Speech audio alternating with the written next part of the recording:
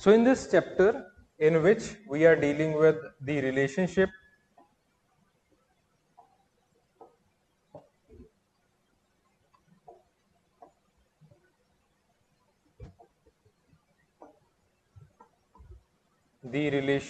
of anthropology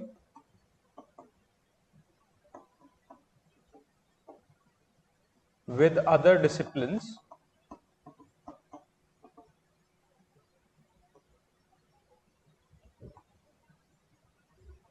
दो तीन चीजें इंपॉर्टेंट हैं.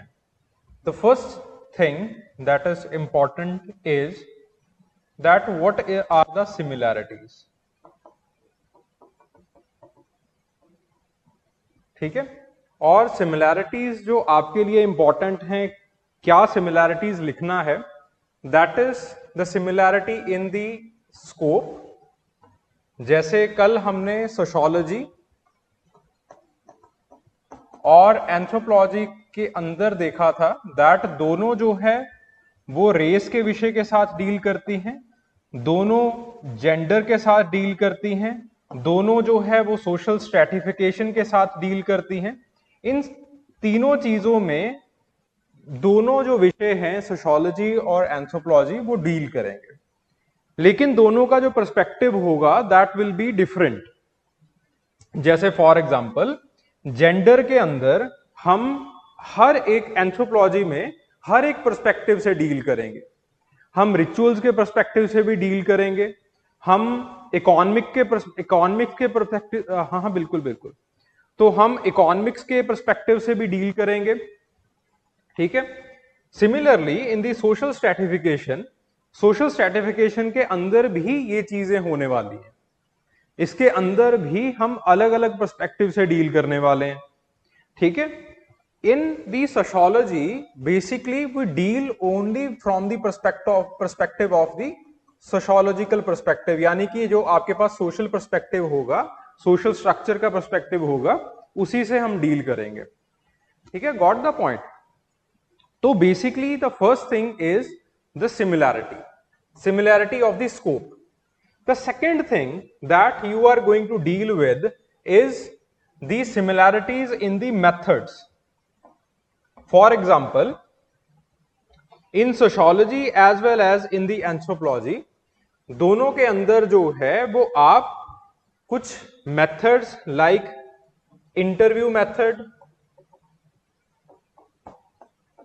schedules, questionnaires वगैरह, इन दोनों चीजों के साथ जो है वो आप डील करते हो.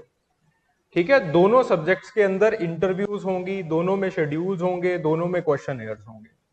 देन उसके बाद दूसरी जो चीज आती है that is important is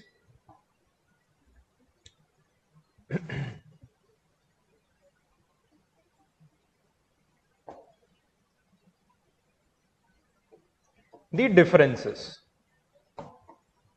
again differences in the perspective. जैसे हमने कल देखा कि anthropology becomes more holistic, sociology becomes more atomistic. ठीक है, वो एक छोटे से पर्सपेक्टिव में बड़ी गहराई के साथ जो है वो डील करती है, सोशल पर्सपेक्टिव में डील करती है, लेकिन बहुत गहराई तक जाती है. On the other hand anthropology basically deals in a very holistic manner. ज्यादा गहराई में नहीं जाएगी, लेकिन एक चीज को, एक पर्टिकुलर पर्सपेक्टिव को बहुत डिफरेंट लेंस से जो है वो डिस्कस किया जाएगा, उसके साथ डील किया जाएगा. ठीक है. तो दूसरा जो डिफरेंस इंपॉर्टेंट है that is in the methodology itself. जैसे हमने सोशियोलॉजी के अंदर देखा था कल कि जो मेथोडोलॉजी डिस्कस की जाती है दैट इज, और जो डेटा कलेक्शन मेथड्स डिस्कस किए जाते हैं वो क्वांटिटेटिव होते हैं, यानी कि क्वांटिटी ऑफ डेटा मैटर करता है वहां पे, and with the help of the statistical methods वो एक निष्कर्ष के ऊपर पहुंचते हैं. और अगेन सोशियोलॉजी के अंदर एक निष्कर्ष के ऊपर पहुंचना बड़ा इंपॉर्टेंट होता है. But on the other hand in anthropology basically the observations they are sufficient, और हमें जो है वो अगेन एक क्वालिटी ऑफ डेटा जो है वो नीडेड होता है. ठीक है. सो बेसिकली अगेन सिमिलैरिटीज और डिफरेंसेस लिखने हैं, और दोनों के जो है वो इस तरह से ये 4 बिंदु इंपॉर्टेंट होते हैं। जब आप आंसर्स लिखोगे तो ये 4 पर्सपेक्टिव जो है वो इंपॉर्टेंट रहेंगे कि एक बच्चे ने इन 4 चीजों के बारे में लिखा है या नहीं लिखा है, ठीक है। एंड अगेन जैसे ही आप आगे मूव करते चले जाएंगे आप इन चीजों को रियलाइज करेंगे कि कैसे एंथ्रोपोलॉजी जो है वो उसका scope it was way different from sociology, ठीक है। व्हाट डज होलिज्म मीन्स, ये जैसे जैसे आप आगे बढ़ते चले जाएंगे आपके सामने एग्जांपल्स आती चली जाएंगी, और जैसे जैसे कोर्स आगे चलता जाएगा वैसे वैसे मैं भी एग्जांपल्स कुछ आपको बताता रहूंगा, ठीक है। चलिए, सो सोशियोलॉजी कल हो गई थी, anthropology and sociology, the relationship between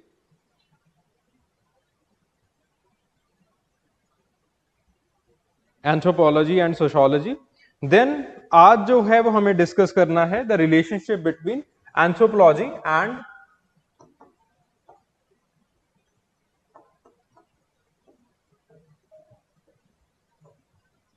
and psychology.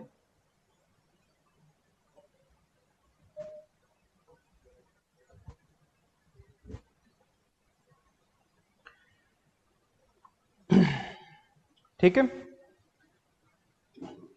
तो जो पहली चीज है that we are going to deal with, it is the similarity.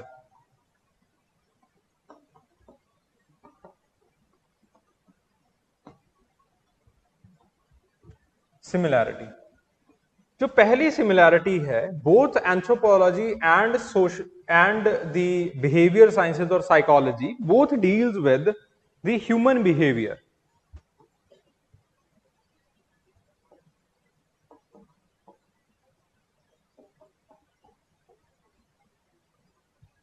The human behaviour, for example इसी को समझाने के लिए मैंने नीचे मार्गरेट मीड का एग्जांपल लिया है, ठीक है। सो मार्गरेट मीड ने अगेन ह्यूमन बिहेवियर यानी कि जो आपके पास ह्यूमन पर्सनैलिटी है उसको डिस्कस किया। पहले हम ये मानते थे that in the psychology as well और इन सोशियोलॉजी एज वेल कि जो अडोलसेंट ह्यूमन बिहेवियर है या फिर जो अडोलसेंस का बिहेवियर होता है, it is characterised by high amount of anxiety and irrationality, ठीक है। फिर उसके बाद बेसिकली मार्गरेट मीड ने इसके पीछे के कारण ढूंढे, ठीक है, और उनका इन्वेस्टिगेट करने का तरीका अलग था। एक साइकोलॉजिस्ट का इन्वेस्टिगेट करने का तरीका अलग होता है। उनका जो इन्वेस्टिगेट करने का तरीका था वो ये था कि उन्होंने जो सोशलाइजिंग मेथड्स हैं या फिर जिसको हम चाइल्ड रियरिंग प्रैक्टिसेस कहते हैं, उनके ऊपर उन्होंने फोकस किया, और उनके ऊपर उन्होंने फोकस करके ये बताया कि किस तरह से because of the child rearing methods और चाइल्ड रियरिंग प्रैक्टिसेस आपका जो बच्चों की साइकोलॉजी है या फिर जो अडोलसेंस पीरियड के अंदर एंजाइटी होती है वो प्रभावित होती है, ठीक है। अगर आप ऑलरेडी एक बच्चे को ऐसी कहानियां सुनाओगे जिसके अंदर कंपटीशन होगा, जिसके अंदर पैसे के लिए मारधाड़ होगी, जिसके अंदर वायलेंस होगा, जिसके अंदर अगेन इंडिविजुअलिज्म की भावना के ऊपर जो है वो बातें की जाएंगी, तो बच्चे के अंदर एडोलसेंस पीरियड में एंजाइटी आना लाजमी है। But on the other hand अगर आप एक ऐसा सोशल एनवायरनमेंट बनाते हो जिसके अंदर कि एक बच्चे को कंपटीशन की बात जो है वो ना बताई जाए, रादर देन दी कंपटीशन उसको कम्युनिटी की बात बताई जाए, और बहुत कम स्टोरीज जो है वो बताई जाए, बच्चे को खूब जो है वो आजादी दी जाए कि वो खेले कूदे, जो करना चाहता है वो करे, लोगों के साथ जो है वो घुले मिले, तो वही एंजाइटी आगे चल के अडोलसेंस पीरियड में कम हो जाती है, ठीक है। So basically this is one of the similarity, the human behaviour, ठीक है। दोनों एंथ्रोपोलॉजी और साइकोलॉजी दोनों ह्यूमन बिहेवियर के साथ जो है वो डील करते हैं, और लेकिन दोनों का तरीका अलग है। अब जैसे फॉर एग्जांपल मैंने एंथ्रोपोलॉजिस्ट का एक मेथड बताया, ऑन द अदर हैंड अगर यही केस सिगमंड फ्यूड के पास चला जाता। तो सिगमंड फ्यूड जो है वो अपने साइको एनालिसिस को यूज करते, कोई अब्राम कार्डनर या कोरा डबोस के पास भी चला जाता, वो भी साइको एनालिसिस करते। अब साइको एनालिसिस क्या है? साइको एनालिसिस के अंदर हम एक इंडिविजुअल को बिठाते हैं चेयर के ऊपर और उससे बातें करते हैं, ठीक है, और बातें करते हैं उनके सपनों के बारे में, उनकी दिक्कतों के बारे में। उसके साथ हम एक रेपो बनाते हैं, उससे उसके बचपन के बारे में पूछते हैं, उसके जवानी के किस्सों के बारे में पूछते हैं, ठीक है। खास करके जो ध्यान दिया जाता है वो उसके सपनों के बारे में दिया जाता है कि उसको रेगुलरली कैसे सपने आ रहे हैं, और फिर उनके सपनों के अंदर जो उसको सिंबल्स दिखाई देते हैं उसको डिसाइफर किया जाता है, ठीक है। अब सिगमंड फ्यूड ने एक बड़ी अच्छी किताब भी लिखी थी इस चीज के ऊपर, लेकिन again we want to venture into that. जब हम ओडोपियस कॉम्प्लेक्स की बात करेंगे तब जो है वो उनकी किताबों के बारे में, और जब हम रिलीजन के बारे में आएंगे, बिकॉज आपके सिलेबस के अंदर साइकोलॉजिकल अप्रोच को भी लिखा गया है, तो तब उसको जो है वो डील करेंगे, ठीक है। फिर उसके बाद सिगमंड फ्यूड एक पर्टिकुलर निष्कर्ष के ऊपर पहुंचेंगे, यानी कि एंथ्रोपोलॉजी के अंदर भी हमने ह्यूमन बिहेवियर को स्टडी किया, उसके पर्सनालिटी टाइप को स्टडी किया, उसके पीछे क्या कारण है उसको स्टडी किया। साइकोलॉजी के अंदर भी हमने यही काम किया है, लेकिन दोनों में डिफरेंस क्या है?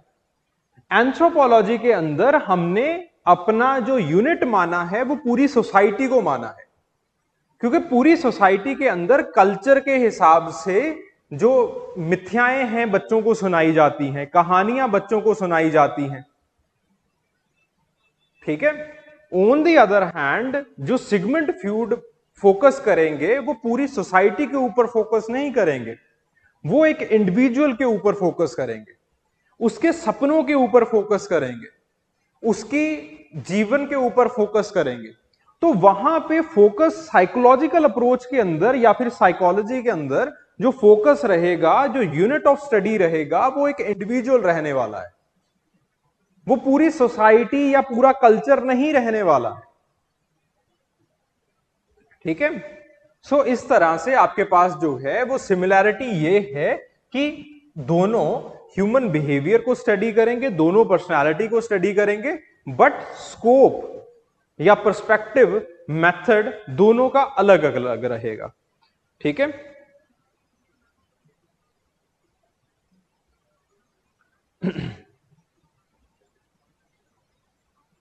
ओके, सिमिलरली मैंने यहां पे मार्गरेट मीड और जेबी वॉटसन का एग्जांपल लिया है कि दोनों जो है वो किस तरह से बिहेवियर को जो है वो स्टडी करते हैं। देन उसके बाद understanding the individual and the society, दोनों इसके बीच का जो रिलेशनशिप है, इंडिविजुअल और सोसाइटी के बीच का रिलेशनशिप क्या है, दोनों जो है वो उसको समझने की कोशिश करते हैं।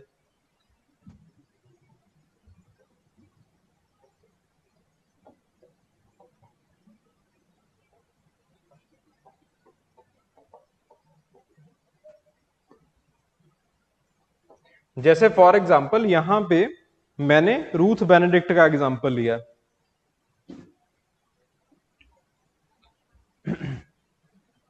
अब एक इंडिविजुअल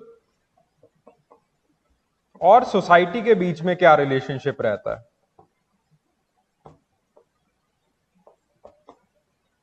दोनों के अंदर हम इस बात को जो है वो स्टडी करते हैं। अब देखो, रूथ बेनेडिक्ट बेसिकली कहती हैं कि अगर आप एक सोसाइटी के अंदर जाओगे, अगर आप किसी भी कम्युनिटी के अंदर जाते हो, ठीक है, जैसे फॉर एग्जांपल आप यहां से लेट से हिमाचल प्रदेश चले गए, वहां पे किसी ट्राइब को विजिट किया, दैट इज अ कम्युनिटी, ठीक है, जिसके अंदर एक तरह का वननेस है। किन्नौर के अंदर जाते हो, वहां पे जो है वो आपको किन्नौरी मिलते हैं, उनके अंदर जाके जो है वो आप रहते हो, दैट इज अ कम्युनिटी, ठीक है। तो जब भी आप एक कम्युनिटी के अंदर जाते हो तो कम्युनिटी के अंदर जाते ही आपको एक कंसिस्टेंसी मिलेगी। What does this consistency means?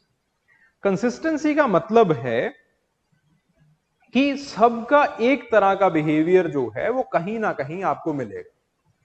जैसे फॉर एग्जाम्पल, जैसे ही आप पंजाब के अंदर आते हो या फिर जैसे ही आप हिमाचल से थोड़ा सा जो है वो नीचे उतरते हो, प्लेन एरियाज के अंदर उतरते हो, थोड़ा सा एग्रेशन जो है वो बढ़ जाता है। ठीक है, थोड़ा सा जो है वो गाली गलौज जो है वो थोड़ा सा इंक्रीज हो जाता है, ज्यादा नहीं, थोड़ा सा। ठीक है, तो अब बेसिकली और लोगों के अंदर एक कंपटीशन की भावना जो है वो इंक्रीज होती जाती है। जैसे जैसे आप ऊपर बढ़ते जाते हो तो कम्युनिटी की भावना जो है वो इंक्रीज होती जाती है। There is nothing wrong in each of the senses. दोनों चीजें जो है वो इक्वली वैलिड है। ठीक है, तो यहां पे मैं कोई मॉरल साइंस नहीं पढ़ा रहा हूं कि क्या सही है क्या गलत है। ठीक है, सो रूथ बेनेडिक्ट कहती हैं कि आपके पास ऐसी कंसिस्टेंसी जो है वो लोगों के अंदर दिखाई देती है। अब ऐसा आखिरकार क्यों है? ऐसा इसलिए है बिकॉज कुछ लोग जो है वो कुछ या फिर कुछ जो वैल्यू सिस्टम्स हैं सोसाइटी के अंदर वो बहुत अच्छे तरीके से एक्सेल करते हैं।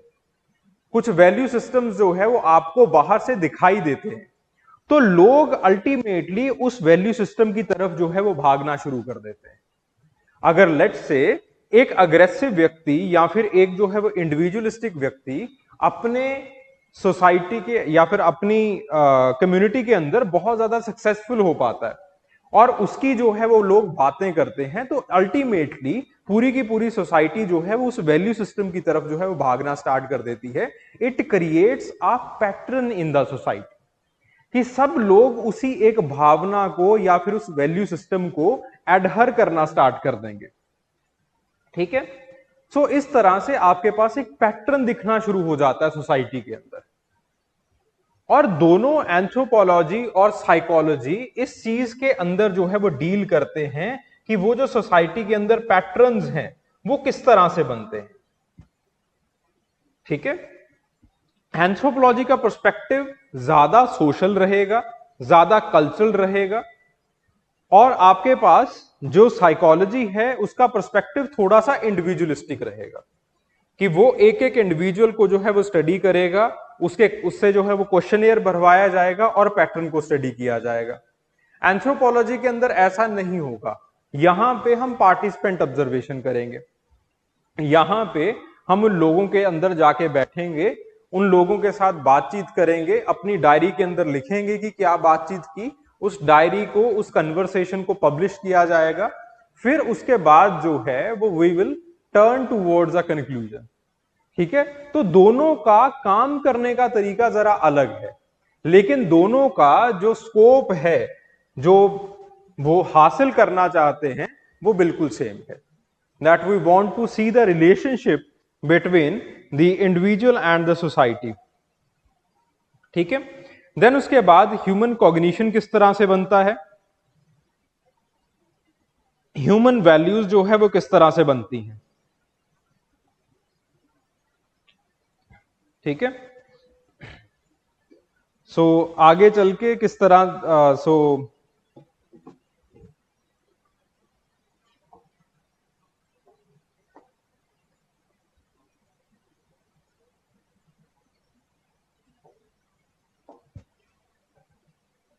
Human values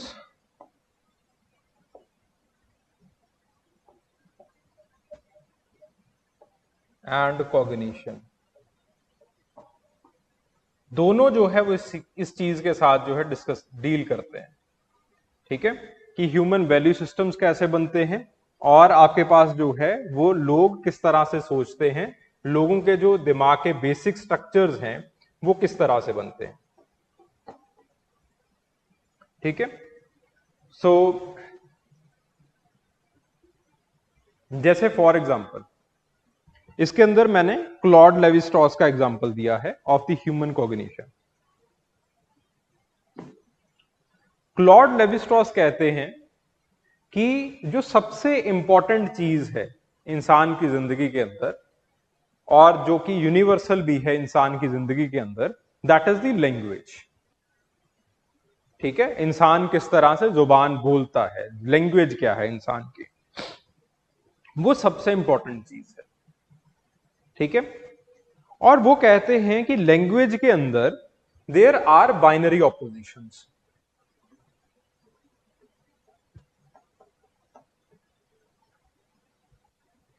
what are these binary oppositions? और उनका मानना है कि ये binary oppositions they are almost universal. For example, मैं बाइनरी ऑपोजिशन का एक एग्जांपल लेता हूं। मैंने कहा घोड़ा। आपके दिमाग में जो रिसेंटली आपने घोड़ा देखा होगा या फिर किसी फिल्म के अंदर देखा होगा, प्रत्यक्ष में सामने देखा होगा, वो घोड़ा जो है वो आपके दिमाग के अंदर छप गया। ठीक है, यही हुआ। तो बेसिकली जो मैं जुबान बोल रहा हूं, जो चीजें मैं बोल रहा हूं, you are not only hearing that, rather you are creating something out of your imagination. ठीक है, जो जो चीजें मैंने बोली आपको तभी समझ में आएंगी अगर आप उसके साथ साथ एक इमेजिनेशन, एक अनरियल वर्ड जो है वो क्रिएट करते चले जाओगे। ठीक है, तो बेसिकली लैंग्वेज के अंदर दो चीजें हैं। एक है सिग्निफायर, जो जुबान में बोल रहा हूं, that is known as a signifier, important नहीं है लिखना। और दूसरी चीज, जो चीजें, जो रियलिटी आपके दिमाग के अंदर उतर रही है। ठीक है, तो मैं कुछ चीजें बोल रहा हूं, चार्जर, आपके दिमाग में फटाफट जो है वो एक चार्जर की फोटो आ गई। ठीक है, तो अल्टीमेटली लैंग्वेज के अंदर दो चीजें हैं, एक है सिग्निफायर, दूसरा होता है सिग्निफाइड। ठीक है, सो अल्टीमेटली उसी तरह से क्लॉड लेवी-स्ट्रॉस कहते हैं बिकॉज लैंग्वेज यूनिवर्सल है और हर एक लैंग्वेज के अंदर ये सिग्निफायर और सिग्निफाइड का तालमेल रहेगा ही रहेगा। सिग्निफायर बाहर है, सिग्निफायर मैं बोल रहा हूं, सिग्निफाइड आपके अंदर है, वो मैं देख नहीं सकता। तो एक सब सुन सकते हैं, एक सिर्फ आप ही का है। तो इस तरह से आपके पास जब लैंग्वेज के अंदर यूनिवर्सली बाइनरी ऑपोजिशंस हैं, तो आपके दिमाग के अंदर भी हमेशा बाइनरी ऑपोजिशंस ही रहेंगे। आप भी किसी इंसान को दो भागों के अंदर ही, दो कैटेगरीज के अंदर ही डिवाइड करो, एक होगा अच्छा, एक होगा बुरा, एक होगा गुड, एक होगा इविल। आपके पास दो ही डायरेक्शंस होंगी, एक होगा राइट, एक होगा लेफ्ट, एक होगा आगे, एक होगा पीछे, एक होगा ऊपर, एक होगा नीचे। दोनों जो है वो ऑपोजिशंस के अंदर है और इन्हीं ऑपोजिशन से आपका जो है वो एक सराउंडिंग सिस्टम बनेगा। ठीक है, आपके पास जो है वो एक टाइम और स्पेस का भाव बनेगा। तो अल्टीमेटली हर एक चीज इन बाइनरी ऑपोजिशन से बनी हुई है। आपका सोशल स्ट्रेटिफिकेशन देख लीजिए, it is made up of purity and pollution. ठीक है, कौन कितना प्योर है उस हिसाब से वो आपके सोशल स्ट्रेटिफिकेशन सिस्टम में, वो आपकी सोशल हायरार्की में ऊपर उठता जाता है। कौन जो है वो कितना नीचे है, वो सोशल, कौन जो है वो कितना इम्प्योर है, वो आपकी सोशल हायरार्की में नीचे रहता जाता है कि नहीं? तो अल्टीमेटली आपके पास जो बेसिक कॉग्निटिव आपके पोजीशंस हैं वो बाइनरी ऑपोजिशन से बने हुए हैं। और क्लॉड लेवी-स्ट्रॉस ने क्या यूज किया? लैंग्वेज को यूज किया, सोशल स्ट्रक्चर को यूज किया इन सारी चीजों को सब्सटेंशिएट करने के लिए, किसी एक इंसान को यूज नहीं किया। On the other hand similar results एक साइकोलॉजिस्ट के भी निकलते हैं। ठीक है, उनका नाम जो है दैट इज पेगेट। ठीक है, जरूरत नहीं है बिकॉज साइकोलॉजी नहीं पढ़ रहे हैं हम। तो अगेन सिमिलर रिजल्ट्स निकलते हैं but from very different methods. उन्होंने साइकोलॉजिकल मेथड्स को यूज किया लेकिन रिजल्ट्स जो है वो बिल्कुल सिमिलर आ गए। तो इस तरह से हम कॉग्निशन के साथ डील करते हैं। ठीक है, we study the aggression, sexuality, intelligence. ठीक है, जैसे फॉर एग्जाम्पल शैरी ऑटनर ने सेक्सुअल रोल्स के बारे में बात की, लीला दुबे ने सेक्सुअल रोल्स के बारे में बात की, जेंडर रोल्स के बारे में बात की। अब बेसिकली दोनों जो है वो ये समझा रहे हैं, आपके पास साइकोलॉजिस्ट भी यही समझाते हैं कि औरत जो है वो इतनी हमारे समाज के अंदर उसका करेक्टर सबमिसिव क्यों है, ठीक है, वो साइको एनालिटिक टेक्निक से समझाते हैं, वो सिगमंड फ्यूड की टेक्निक से समझाएंगे। लेकिन ऑन दी अदर हैंड एक एंथ्रोपोलॉजिस्ट उसी चीज को रिचुअल्स के पर्सपेक्टिव से समझाएगा, सोसाइटी के पर्सपेक्टिव से समझाएगा, कल्चर के पर्सपेक्टिव से समझाएगा। तो दोनों ही एग्रेशन के साथ, सेक्सुअलिटी के साथ, इंटेलिजेंस के साथ डील करेंगे, ठीक है। दोनों का ही बहुत जो है वो इंटरडिसिप्लिनरी ग्रोथ एंड डेवलपमेंट हुआ है, यानी कि दोनों जो है वो एनालिटिकल मेथड्स को यूज करते हैं, ठीक है, दोनों जो है वो थ्योरीज बनाते हैं। तो जैसे फॉर एग्जांपल एरिक्सन की साइको सोशल डेवलपमेंट थ्योरी है, आगे चल के करेंगे that what is this psycho social development theory, ठीक है। तो अगेन वहां पे जो है वो ये सारी चीजें आपको साइकोलॉजिकल एंथ्रोपोलॉजी के अंदर की जाएंगी, बताई जाएंगी, ठीक है। तो अगेन कॉग्निटिव प्रोसेसेस के साथ, पर्सनालिटी के साथ, एक इंडिविजुअल का सोसाइटी के साथ क्या रिश्ता होता है, ठीक है, आपका बेसिक कॉग्निटिव प्रोसेसेस कैसे बनते हैं, आपके इंटेलिजेंस कैसे बनता है, आपके इमोशंस कैसे बनते हैं सोसाइटी के अंदर, दोनों एंथ्रोपोलॉजी और सोशियोलॉजी दोनों ही इस चीज के साथ डील करेंगे, ठीक है। तो लेकिन दोनों के जो पर्सपेक्टिव्स होंगे दैट विल बी डिफरेंट। जैसे आगे चल के हम साइकोलॉजिकल एंथ्रोपोलॉजी करेंगे तो उसके अंदर ये चीजें जो है वो और ज्यादा क्लियर होती जाती है, ठीक है। फिर उसके बाद बात आती है that what are the key areas of collaboration, वो हमने ऑलरेडी कर लिया है। कल्चर और पर्सनैलिटी के बीच का जो रिलेशनशिप है वो हम इसके अंदर स्टडी करते हैं। कॉग्निटिव एंथ्रोपोलॉजी को हम स्टडी करते हैं, ठीक है।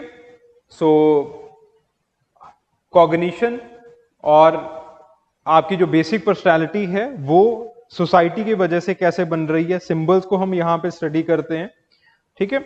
सो इस तरह से these are the key areas of collaboration. आगे चल के थ्योरीज के अंदर हम जब साइकोलॉजिकल एंथ्रोपोलॉजी करेंगे तो ये चीजें जो है वो और ज्यादा क्लियर हो जाएंगी।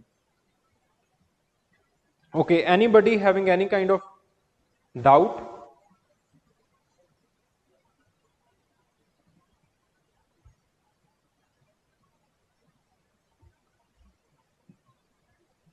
अब जस्ट चीजों को थोड़ा थोड़ा ऑब्जर्व कीजिए। मैं यहां पे इन लेक्चर सीरीज के अंदर बेसिकली आपको बहुत सारी चीजों को जस्ट बता के छोड़ रहा हूं। छोड़ इसलिए रहा हूं बिकॉज आगे आने वाला जितना भी आपका सिलेबस है उसके अंदर ये सारे फेसेट्स जो है वो निकल आएंगे, ये सारे फैक्ट्स जो है वो निकल आएंगे, ठीक है। Now what are the differences between anthropology and sociology, sorry and psychology. So दोनों का जो स्कोप है दैट इज डिफरेंट। जो एंथ्रोपोलॉजी का स्कोप है that is way holistic, way universal. इसके अंदर हम हर एक चीज को स्टडी करते हैं। हम कल्चर का पर्सनालिटी के ऊपर क्या प्रभाव पड़ रहा है उसको स्टडी करते हैं, ठीक है। सोशल रूल्स का या सोशल स्ट्रक्चर का पर्सनालिटी के ऊपर क्या प्रभाव पड़ रहा है उसको हम स्टडी करेंगे। कुछ की इवेंट्स जो हिस्ट्री के अंदर हुए हैं उसका क्या प्रभाव पड़ा है पर्सनालिटी के ऊपर उसको डिस्कस करेंगे। For example in the twin studies, physical anthropology के अंदर हम ट्विन स्टडीज को पढ़ेंगे। तो ट्विन स्टडीज के अंदर हमने ये देखा एक बड़ा अमेरिकन हिस्ट्री के अंदर एक बहुत बड़ा इंसिडेंट हुआ है that is known as the Vietnam war. अब वियतनाम वॉर के अंदर अमेरिका का कोई लेना देना नहीं था, but America intervened in that war और उन्होंने अपने सोल्जर्स भेजे। अमेरिका को तो ऐसे था कि एक छोटा मोटा कंट्री है, जाके जो है वो थप्पड़ मार के आ जाएंगे, उसके क्या है। But on the other hand जो वियतनाम के लोग हैं वो अमेरिका को अपने कंट्री के अंदर नहीं चाहते थे। वो एकजुट हुए और उन्होंने गुरिल्ला वॉरफेयर किया, टनलिंग बनाई और बहुत अलग अलग तरीके से उनको जो है वो अमेरिकन सोल्जर्स को टॉर्चर किया गया। और ये देखा गया कि जो वियतनाम वॉर थी वो it was an embarrassment for America. Not only embarrassment but जो सोल्जर्स वहां पे गए थे उनको extreme kind of trauma, extreme anxiety के साथ जो है वो डील करना पड़ा था। क्यों डील करना पड़ा था? Because they were not trained for that kind of atmosphere. ठीक है, तो बेसिकली जैसे ही वो वापस आते हैं तो there were certain court win studies, तो उसके अंदर ये देखा गया कि जो भाई उनके या फिर जो सिबलिंग्स उनके अमेरिका के अंदर रहे थे विसाविस जो सोल्जर्स वियतनाम के अंदर गए थे, दोनों का आईक्यू के अंदर जो है वो डिफरेंसेस बहुत ज्यादा वाइड हो गए। ठीक है, जो आपके पास वियतनाम वॉर के अंदर बच्चे गए थे उनका आईक्यू जो है वो ड्रामेटिकली ड्रॉप हुआ है। तो इस तरह से हम हिस्ट्री को भी जो है वो इसका जिम्मेवार मानते हैं, हम हिस्टोरिकल फैक्टर्स को भी डिस्कस करते हैं जब हम कोई स्टडी कर रहे होते हैं। ठीक है, सो हम कल्चर को पढ़ेंगे, सोसाइटी को पढ़ेंगे, हिस्ट्री को पढ़ेंगे, जेनेटिक्स को पढ़ेंगे, तब जाके हम एक पर्सनालिटी ट्रेट के कंक्लूजन में आते हैं। यानी कि एक चीज को स्टडी करने के लिए हम अलग अलग पर्सपेक्टिव्स के पास जो है वो जाते हैं, उन पर्सपेक्टिव के साथ जो है वो डील किया जाता है, फिर इस एक निष्कर्ष के ऊपर जो है वो पहुंचा जाएगा। ठीक है, तो इस तरह से एंथ्रोपोलॉजी का जो स्कोप है it is way wide then psychology. Psychology के पास जो है वो प्रचलित वही साइको एनालिटिकल और कुछ जो है वो अप्रोचेस रहती हैं जिसके ऊपर इंडिविजुअल के ऊपर ही फोकस किया जाता है, इंडिविजुअल की प्रॉब्लम्स के ऊपर फोकस किया जाएगा, इंडिविजुअल की इमोशनल साइकोलॉजी कॉग्निशंस के ऊपर फोकस किया जाएगा। ठीक है, जो आपके पास एंथ्रोपोलॉजी है, anthropology basically tries to study all type of societies, चाहे वो पेजेंट सोसाइटी हो, चाहे वो प्रिमिटिव सोसाइटी हो, चाहे वो मॉडर्न सोसाइटी हो। और एंथ्रोपोलॉजी के अंदर we try to discuss with the help of the comparative approaches। जैसे फॉर एग्जांपल मार्गरेट मीड ने किया। मार्गरेट मीड ने बेसिकली जो पहले यूनिवर्सल मानी जाती थी anxiety in the American society, और ये माना जाता था कि ये एंजाइटी जो है it is because of certain hormones और ये हर एक सोसाइटी के अंदर होगी ही होगी, उस चीज को उन्होंने खारिज किया with the help of the comparative approach. Comparison किया उन्होंने अमेरिकन सोसाइटी का विसाविस द समोन सोसाइटी। ठीक है, तो हम यहां पे बेसिकली हर एक तरह की सोसाइटी को जो है वो डिस्कस करते हैं, सोसाइटीज को डिस्कस किया जाता है ओवर द इंडिविजुअल। ठीक है, सोशल सिस्टम्स और बायोलॉजिकल फैक्टर्स को थोड़ा सा जो है वो हम इग्नोर करते हैं इन द एंथ्रोपोलॉजी, और ये स्टार्ट हुआ है after Margaret Mead itself.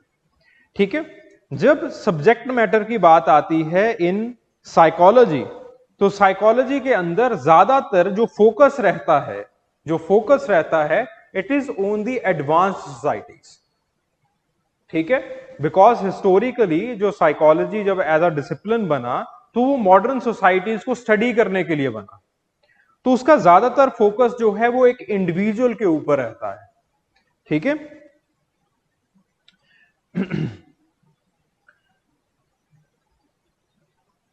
Okay, और बायोलॉजी को वो एक मेजर फैक्टर की तरह साइकोलॉजिस्ट लेते हैं। ठीक है, अगेन मेथड्स, तो in the anthropology the methods are more qualitative, the quality of the data it is discussed, the quality of data वो जो है वो सबसे अहम होता है, और आपके पास जो है वो इन the psychology the quantity of data it is important. ठीक है, पहले वो इंडिविजुअल बाय इंडिविजुअल उनकी टेस्टिंग करते हैं, टेस्टिंग करने के बाद डेटा कलेक्ट किया जाता है, फिर उसके बाद जो है वो स्टैटिस्टिकल मेथड से कुछ ना कुछ निष्कर्ष के ऊपर जो है वो पहुंचते हैं। अगेन एंथ्रोपोलॉजी के अंदर जरूरी नहीं है कि आप एक कंक्लूजन के ऊपर पहुंचो, ठीक है, यहां पे हम ऑब्जर्वेशंस वगैरह कंडक्ट करते हैं, ठीक है, इन द साइकोलॉजी बिहेवियर एक्सपेरिमेंट्स जो है वो कंडक्ट किए जाते हैं, ठीक है। साइकोलॉजी का सबसे अहम जो एग्जांपल है that is, let's say you are doing masters in psychology, तो मास्टर्स के टाइम के ऊपर जो है वो आपने बच्चों को देखा होगा, बच्चे जो है वो क्वेश्चनेयर बना के लेके आते हैं, ठीक है, क्वेश्चनेयर होता है, ठीक है, कि आप जो है वो अपने आप को किस तरह से रेट करते हैं, good, bad, bad, best, etcetera etcetera, ठीक है, आप जो है वो अपने शरीर बॉडी को किस तरह से देखते हैं, तो इस तरह से कुछ टिक मार्क वाले क्वेश्चंस होते हैं या फिर कुछ फिलिंग द ब्लैंक्स वाले क्वेश्चंस होते हैं। वो आपने बच्चों को देखा होगा कि कैंपस के अंदर बांटते रहते हैं, जहां पे कुछ जो है वो लोग मिल जाएं उनसे भरवा लेते हैं, ठीक है, खुद जो है वो थोड़ी बहुत मदद कर देते हैं उनकी, and then the data is collected. फिर उसके बाद डेटा कलेक्ट करने के बाद with the help of the statistical methods वो जो है वो अपना एनालिसिस पेश करते हैं, ठीक है। This is how the psychology does it's work. On the other hand एक एंथ्रोपोलॉजिस्ट ऐसा काम नहीं करेगा, ऐसा भी करते हैं कई लोग, बट एक एंथ्रोपोलॉजिस्ट ज्यादातर जो है वो ऑब्जर्व करता है, कुछ दिन कैंपस के अंदर रहेगा, बैठेगा, कैंटीन के अंदर जाएगा, बच्चों के साथ मिलेगा, खाएगा, पिएगा, ठीक है, उनके साथ बातें करेगा, एक रेपो बनाएगा, बच्चे जो है वो डिस्कस करेंगे कि that so and so factors they are facing, ठीक है, काफी टाइम लेगा वो बच्चों के साथ बात करने में। देन उसके बाद बात करते करते करते करते वो उन सेगमेंट्स को खुद फिल करेगा, ठीक है, और देन उसके बाद जो है वो एक फैक्टर के ऊपर या फिर किसी एनालिसिस के ऊपर जो है वो पहुंचा जाता है एंथ्रोपोलॉजी के अंदर। तो दोनों के जो मेथड्स हैं, दोनों के जो तरीके हैं, दे आर वे डिफरेंट, लेकिन दोनों ही आपकी पर्सनैलिटी को स्टडी करेंगे, आपकी दिक्कतों को स्टडी करेंगे, दोनों का काम जो है वो एक ही है, ठीक है, गॉट द पॉइंट।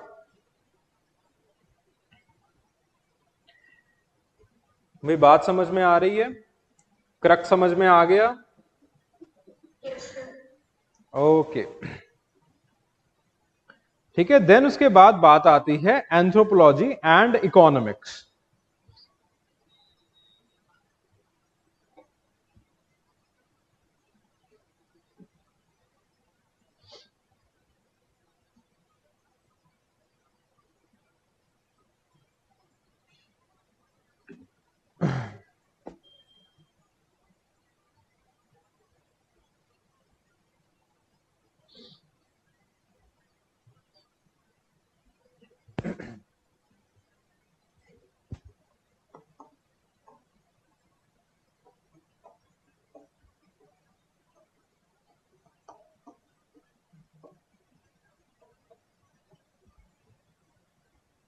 देखो, पैसे का लेन देन हर एक समाज के अंदर होता है, ठीक है, हर एक समाज विदाउट एनी डिस्टिंक्शन, वहां पे किसी ना किसी तरह का, किसी जरूरी नहीं है कि पैसा करेंसी ही हो, तो किसी ना किसी तरह का लेन देन होता है। जैसे फॉर एग्जाम्पल हम अपने पहले समाज की बात कर लेते हैं, जब अंग्रेज नहीं आए थे, तो according to the historians there was a system called jajmani system,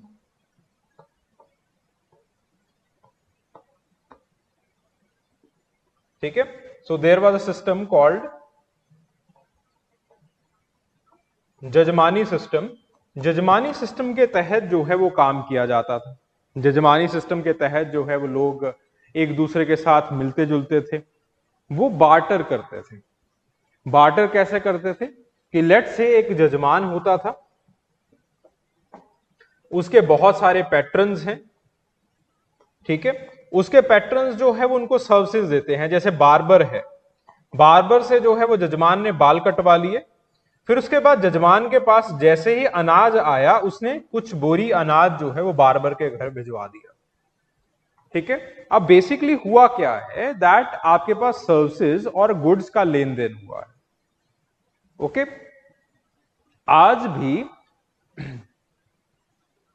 what is the diagram before the economic topic? कुछ नहीं है इसके अंदर, बेसिकली मैंने ये बताया है कल्चर का पर्सनालिटी के ऊपर प्रभाव पड़ता है और एंथ्रोपोलॉजी इस चीज को जो है वो स्टडी करती है। 2 मिनट इकोनॉमिक्स को पढ़ लें, मैं तब इसको बता देता हूं। ठीक है, सो बेसिकली आपके पास जो यहां पे भी लेन देन हो रहा है, यहां पे भी एक्सचेंज जो है वो चल रहा है, आपके समाज के अंदर भी एक्सचेंज चलता है। ठीक है, आप भी जो है वो, लेकिन अब एक मीडियम आ चुका है, अब आपके पास मनी आ चुकी है। Because of money you have greater mobility. ठीक है, आप जो है वो पैसे की वजह से आप किसी के साथ भी इंटरेक्ट कर सकते हो। ठीक है, आपके पास कोई सोशल ऑब्लिगेशन नहीं है कि मेरे से ही, मुझसे ही पढ़ना है आपने। You have your money, there are other service providers, you can venture to the any of the service provider. ठीक है, तो हमारे अंदर जो है वो एक इंटरफेस आ चुका है लेन देन का, दैट इज दी मनी, पैसा। ठीक है, पहले जो है वो ऐसा कोई भी इंटरफेस जो है वो बहुत कम हुआ करता था, हुआ तो करता था, कॉइनेज, कॉइन्स बहुत पहले से जो है वो बनने शुरू हो गए थे, लेकिन विलेजेस के अंदर ये जो है वो ज्यादातर नहीं हुआ करता था। तो इसी चीज को देखते हुए वेबर जो है वो इकोनॉमिक एक्सचेंज को 2 पार्ट्स के अंदर डिवाइड करते हैं।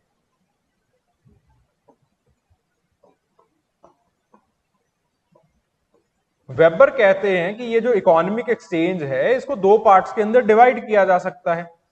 The one is the formal economic exchange, the other is the informal economic exchange. Formal economic exchange के अंदर बेसिकली आपके पास मनी आ जाती है,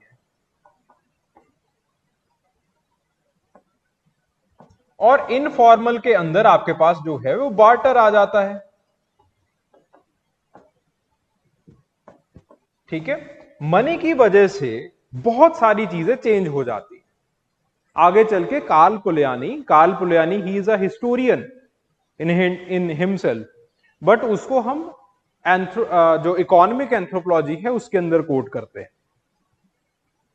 मनी की वजह से बहुत सारी चीजें चेंज हो जाती हैं।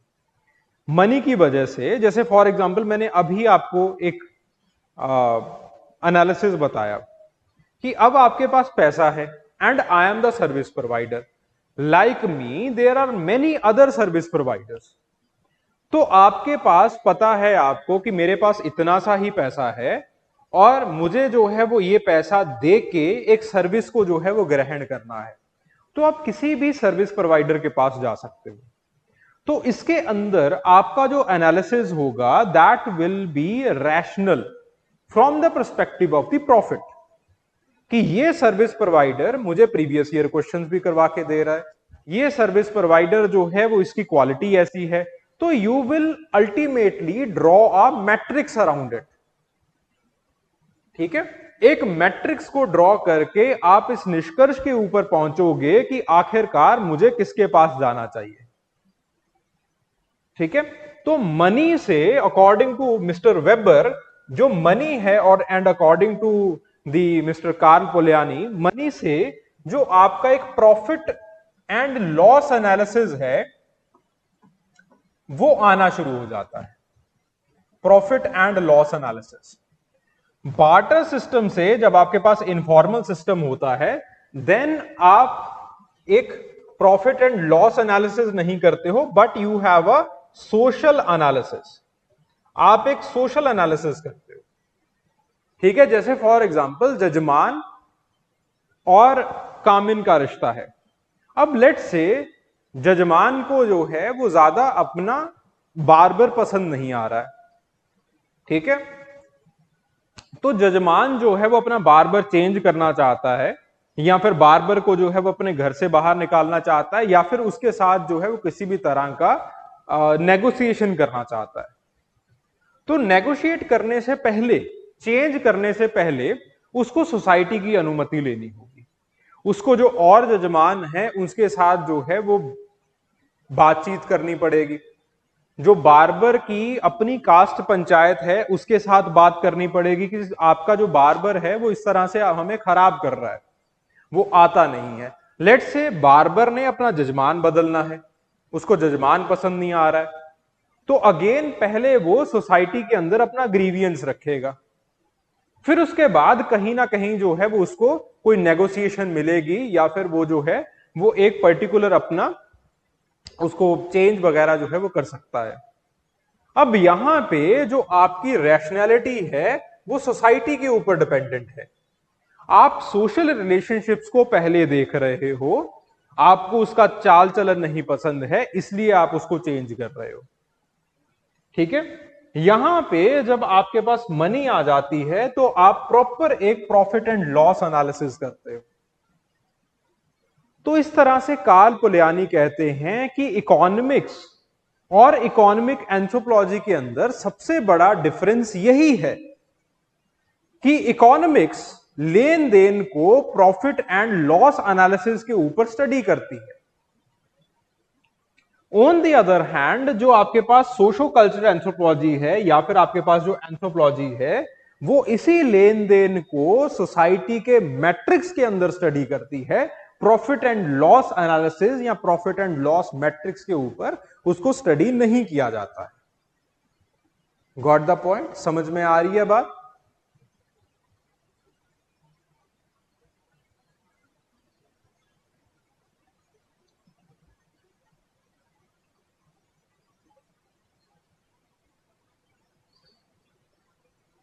ठीक है।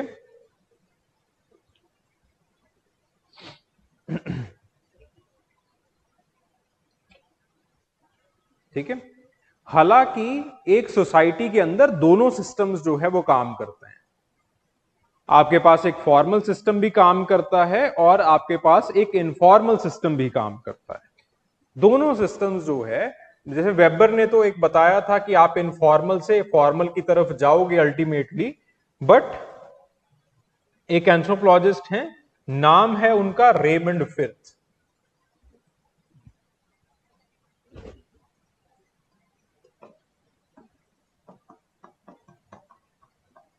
उनका मानना है कि दोनों चीजें एग्जिस्ट करती हैं। आपके पास एक सोसाइटी के अंदर जो फॉर्मल सिस्टम्स हैं वो भी एग्जिस्ट करते हैं और आपके पास जो इनफॉर्मल सिस्टम्स हैं वो भी एग्जिस्ट करते हैं।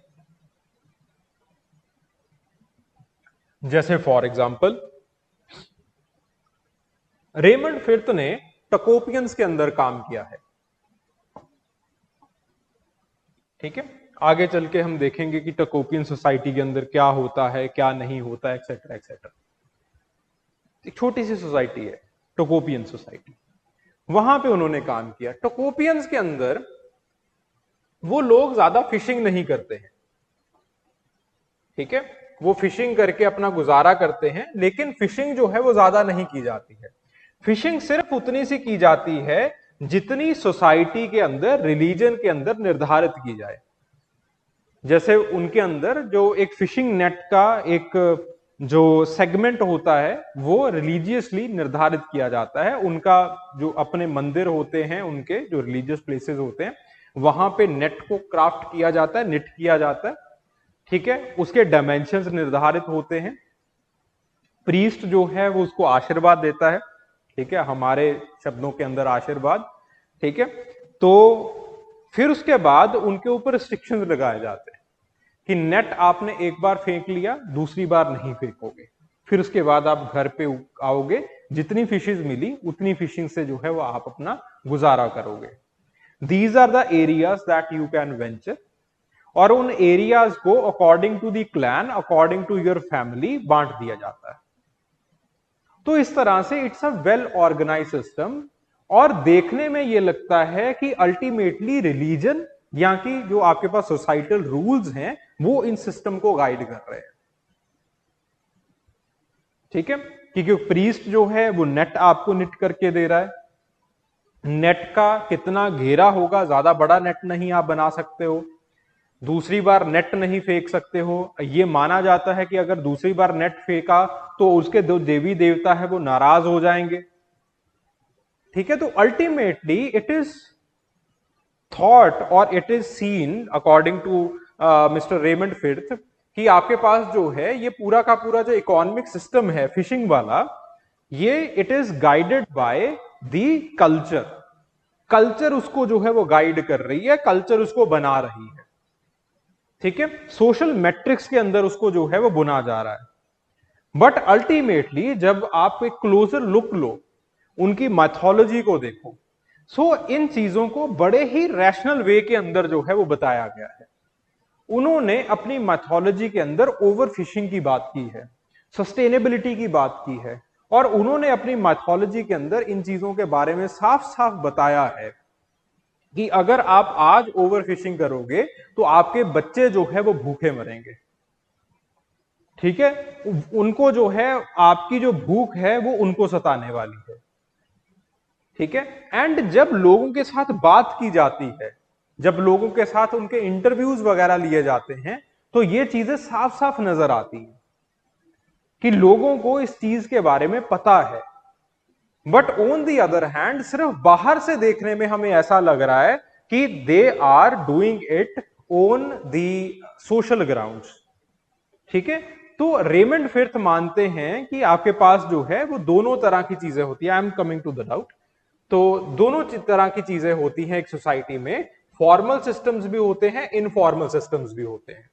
और एंथ्रोपोलॉजी का मकसद जो रहता है वो ये रहता है कि इकोनॉमिक्स को आपकी सोसाइटी के फॉर्मल सिस्टम्स के पर्सपेक्टिव से भी समझा जाए, इनफॉर्मल सिस्टम्स के पर्सपेक्टिव से भी समझा जाए, दोनों सिस्टम्स के पर्सपेक्टिव से समझा जाए, ठीक है। जो आपके पास इकोनॉमिक्स है, जो एंथ्रोपोलॉजी है वो दोनों सिस्टम के पर्सपेक्टिव समझती है। जो इकोनॉमिक्स है वो सिर्फ और सिर्फ फॉर्मल सिस्टम के पर्सपेक्टिव से समझती है, ठीक है। वो modern economic theory, profit and loss, principle of scarcity, उस चीज के ऊपर फोकस करती है, ठीक है। So this is the basic difference and these are the similarities.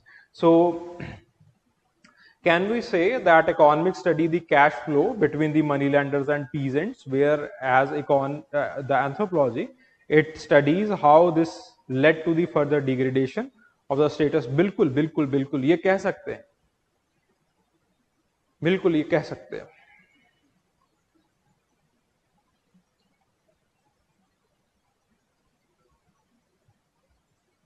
ठीक है। So what are the similarities? दोनों के अंदर मार्केट ट्रेड को स्टडी किया जाता है, वेल्थ को स्टडी किया जाता है, लोगों के अंदर वेल्थ का डिस्ट्रीब्यूशन कैसे होता है उसको स्टडी किया जाता है, वेल्थ का प्रोडक्शन कैसे होता है उसको स्टडी किया जाता है।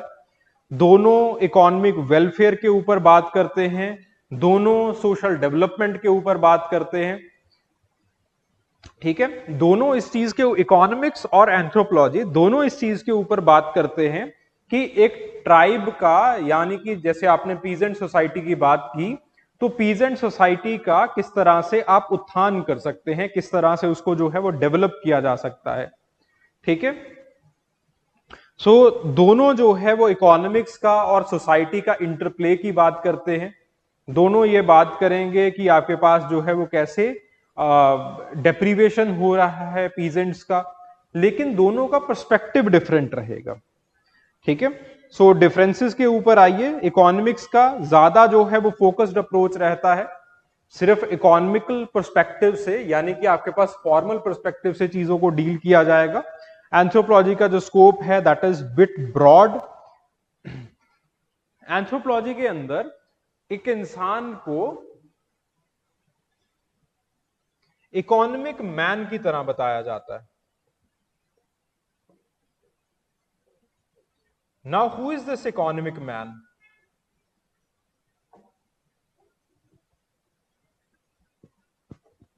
सॉरी, इकोनॉमिक्स के अंदर इंसान को इकोनॉमिक मैन,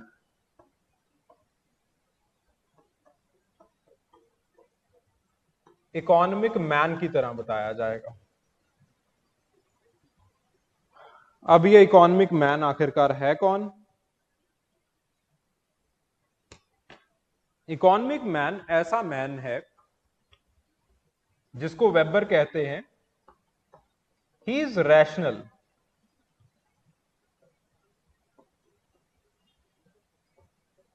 और उसकी रैशनैलिटी किस चीज के ऊपर डिपेंडेंट है?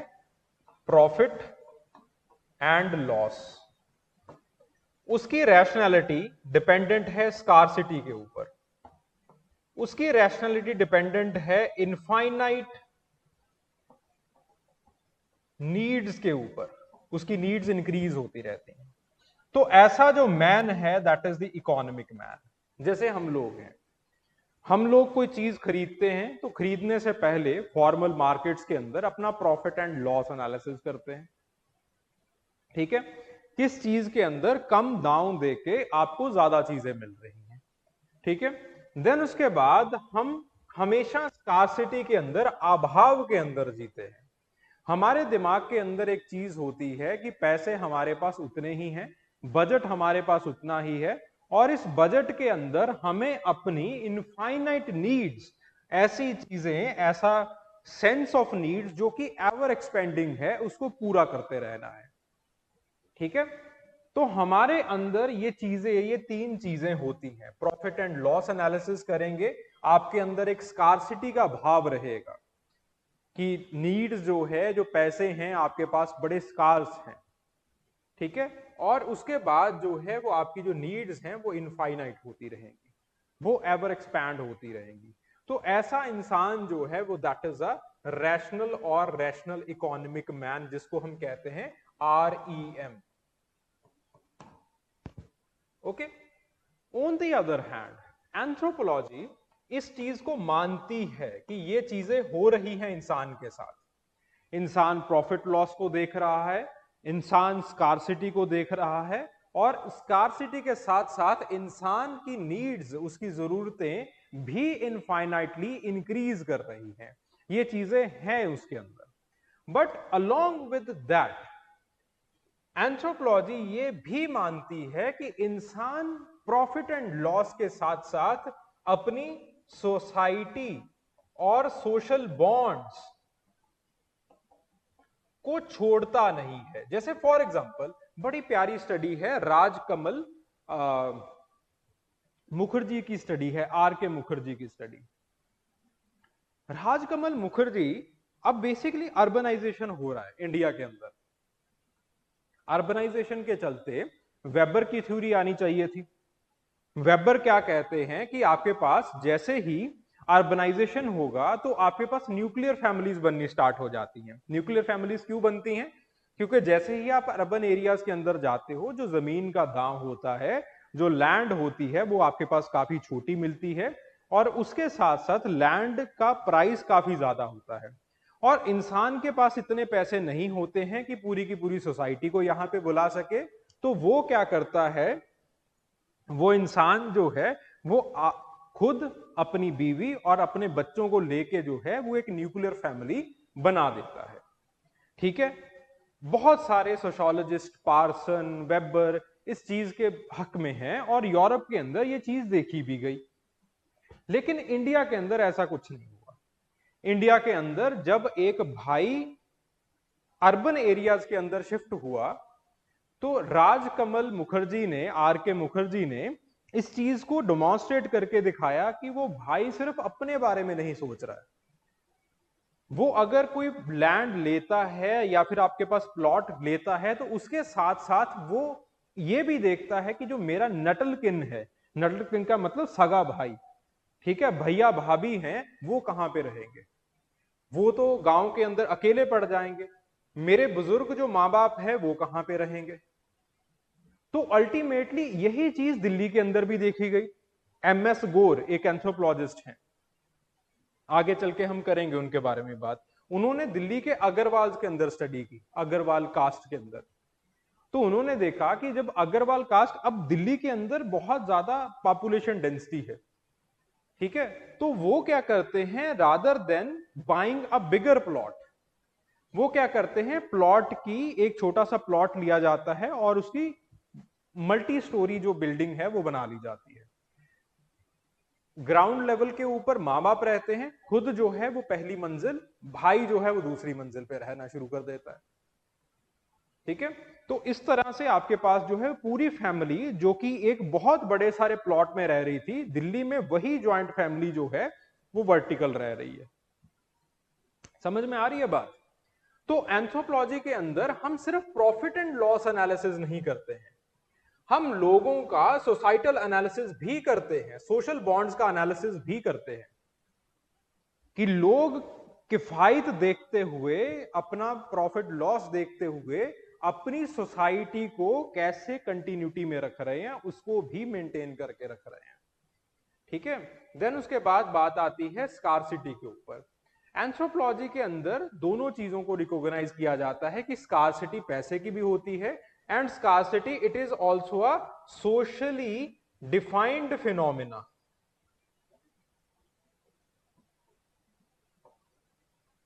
जैसे फॉर एग्जाम्पल स्कार्सिटी को सोसाइटी डिफाइन करती है। ठीक है, जैसे इसी चीज को मैं एक एग्जाम्पल के जरिए बताता हूं। आपको कहानियां सुनाई जाती हैं, आपको मिथ्याएं सुनाई जाती हैं, तो उन मिथ्याओं के अंदर आप स्कार्सिटी को डिफाइन करते हो। और अक्सर इंडिया के अंदर मिथ्या के अंदर अक्सर बच्चों को यह बताया जाता है कि बच्चे पैसे तो कमा लेते हैं, लेकिन जो सोशल बॉन्ड्स टूट जाते हैं वो सोशल बॉन्ड्स दोबारा फिर से नहीं बनते। तो यहां पे स्कार्सिटी को किस तरह से डिफाइन किया, यहां पे इमोशनल पर्सपेक्टिव से डिफाइन किया गया है। ऑन दी अदर हैंड आपके पास इन दी वेस्टर्न सोसाइटीज स्कार्सिटी को पैसे के साथ डिफाइन किया जाता है। ठीक है, तो इस तरह से आपके पास scarcity according to anthropology it is the socially defined phenomena, society define करेगी। देन उसके बाद नीड्स, अगेन हम ये नहीं मानते हैं कि लोगों की नीड्स इनफाइनाइट होंगी, हम ये मानते हैं कि लोगों की जो नीड्स हैं वो सोसाइटी डिफाइन करती है, वो कल्चर डिफाइन करती है।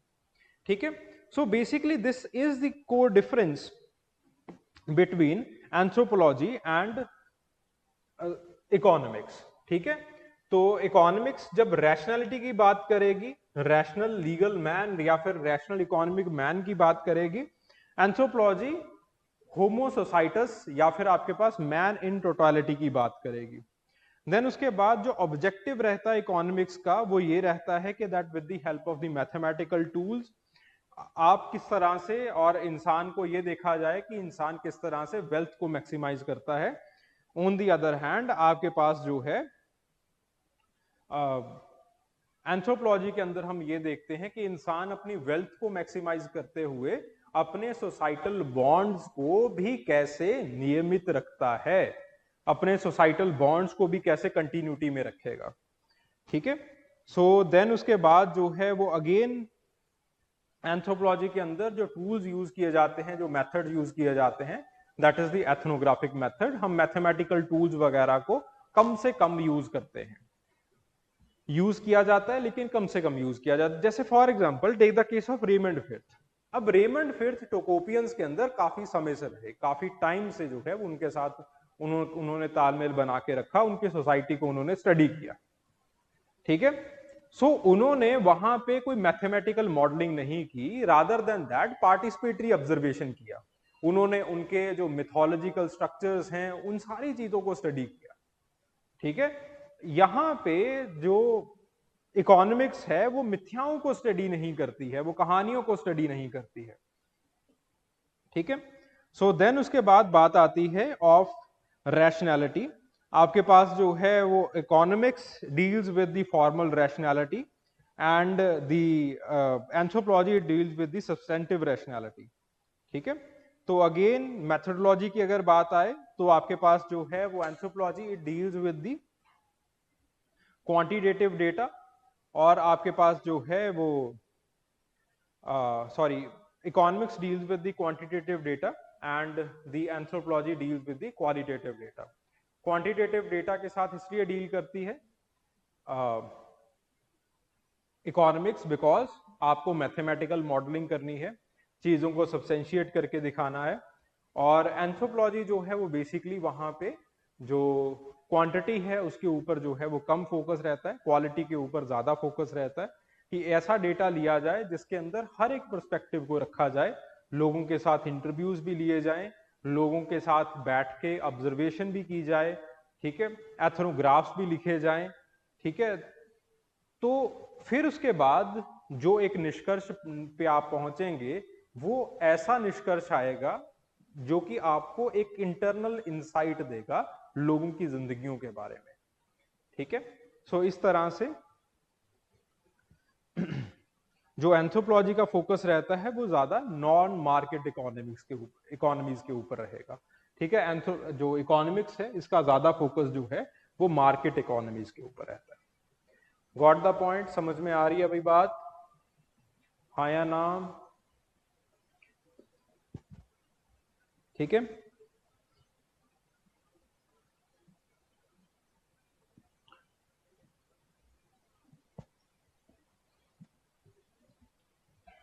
Okay. So the next is anthropology and political science.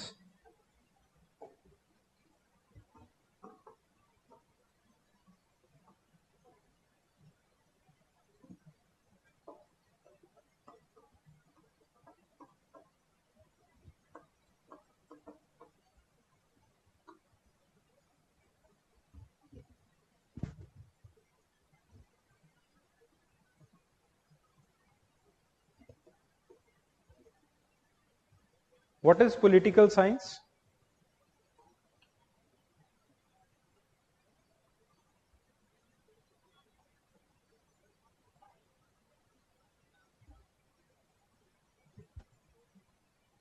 Aristotle की एक बड़ी मशहूर किताब है, मैंने यहां पे भी आपके हैंडआउट्स के अंदर भी उस चीज को लिखा है, पॉलिटिक्स।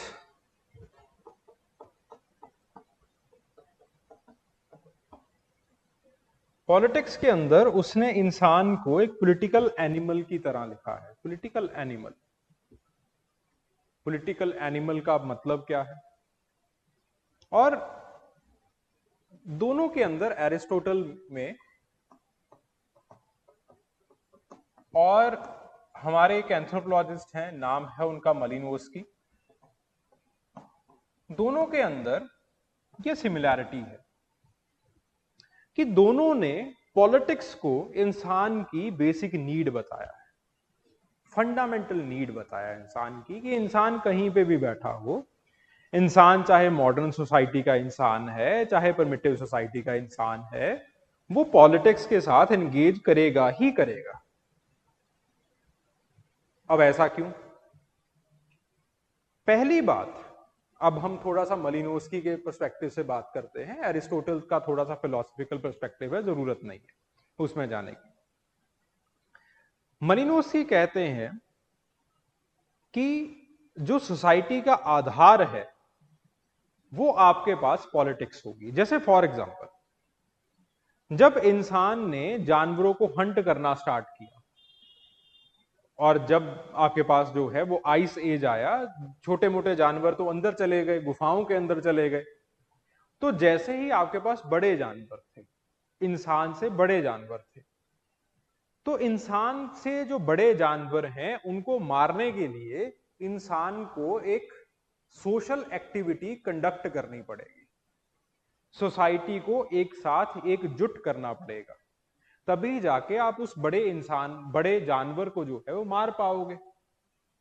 ठीक है, तो एक ऐसा ऑर्गेनाइजेशन बनाना बड़ा जरूरी हो गया, लीडरशिप बनाना बहुत जरूरी हो गया, ऐसा लीडरशिप जो कि सोसाइटी को यह बता सके कि वो जानवर कहां पे मिलेगा, उस जानवर को कैसे मारना है, प्लानिंग करनी बहुत इंपॉर्टेंट हो गई।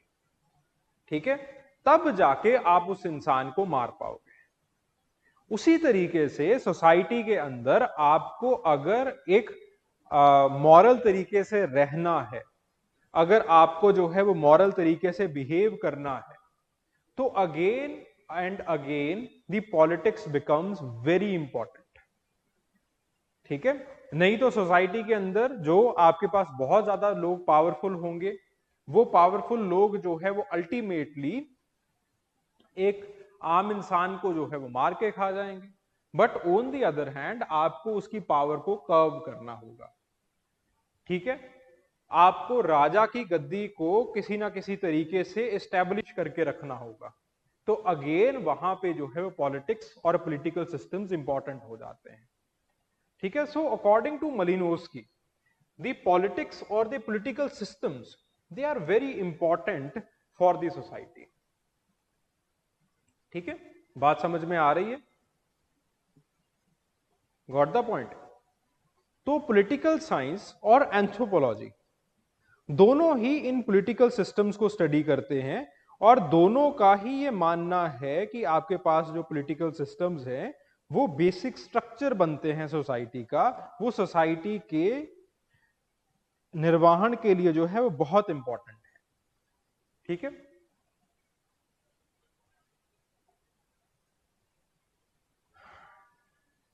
सो सीधा हम सिमिलैरिटीज के ऊपर आते हैं।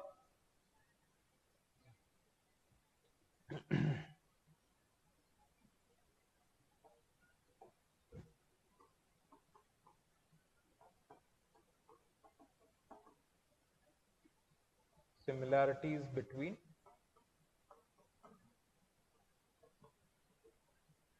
anthropology and political science.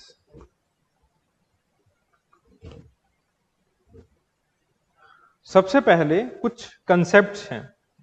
The concept about power,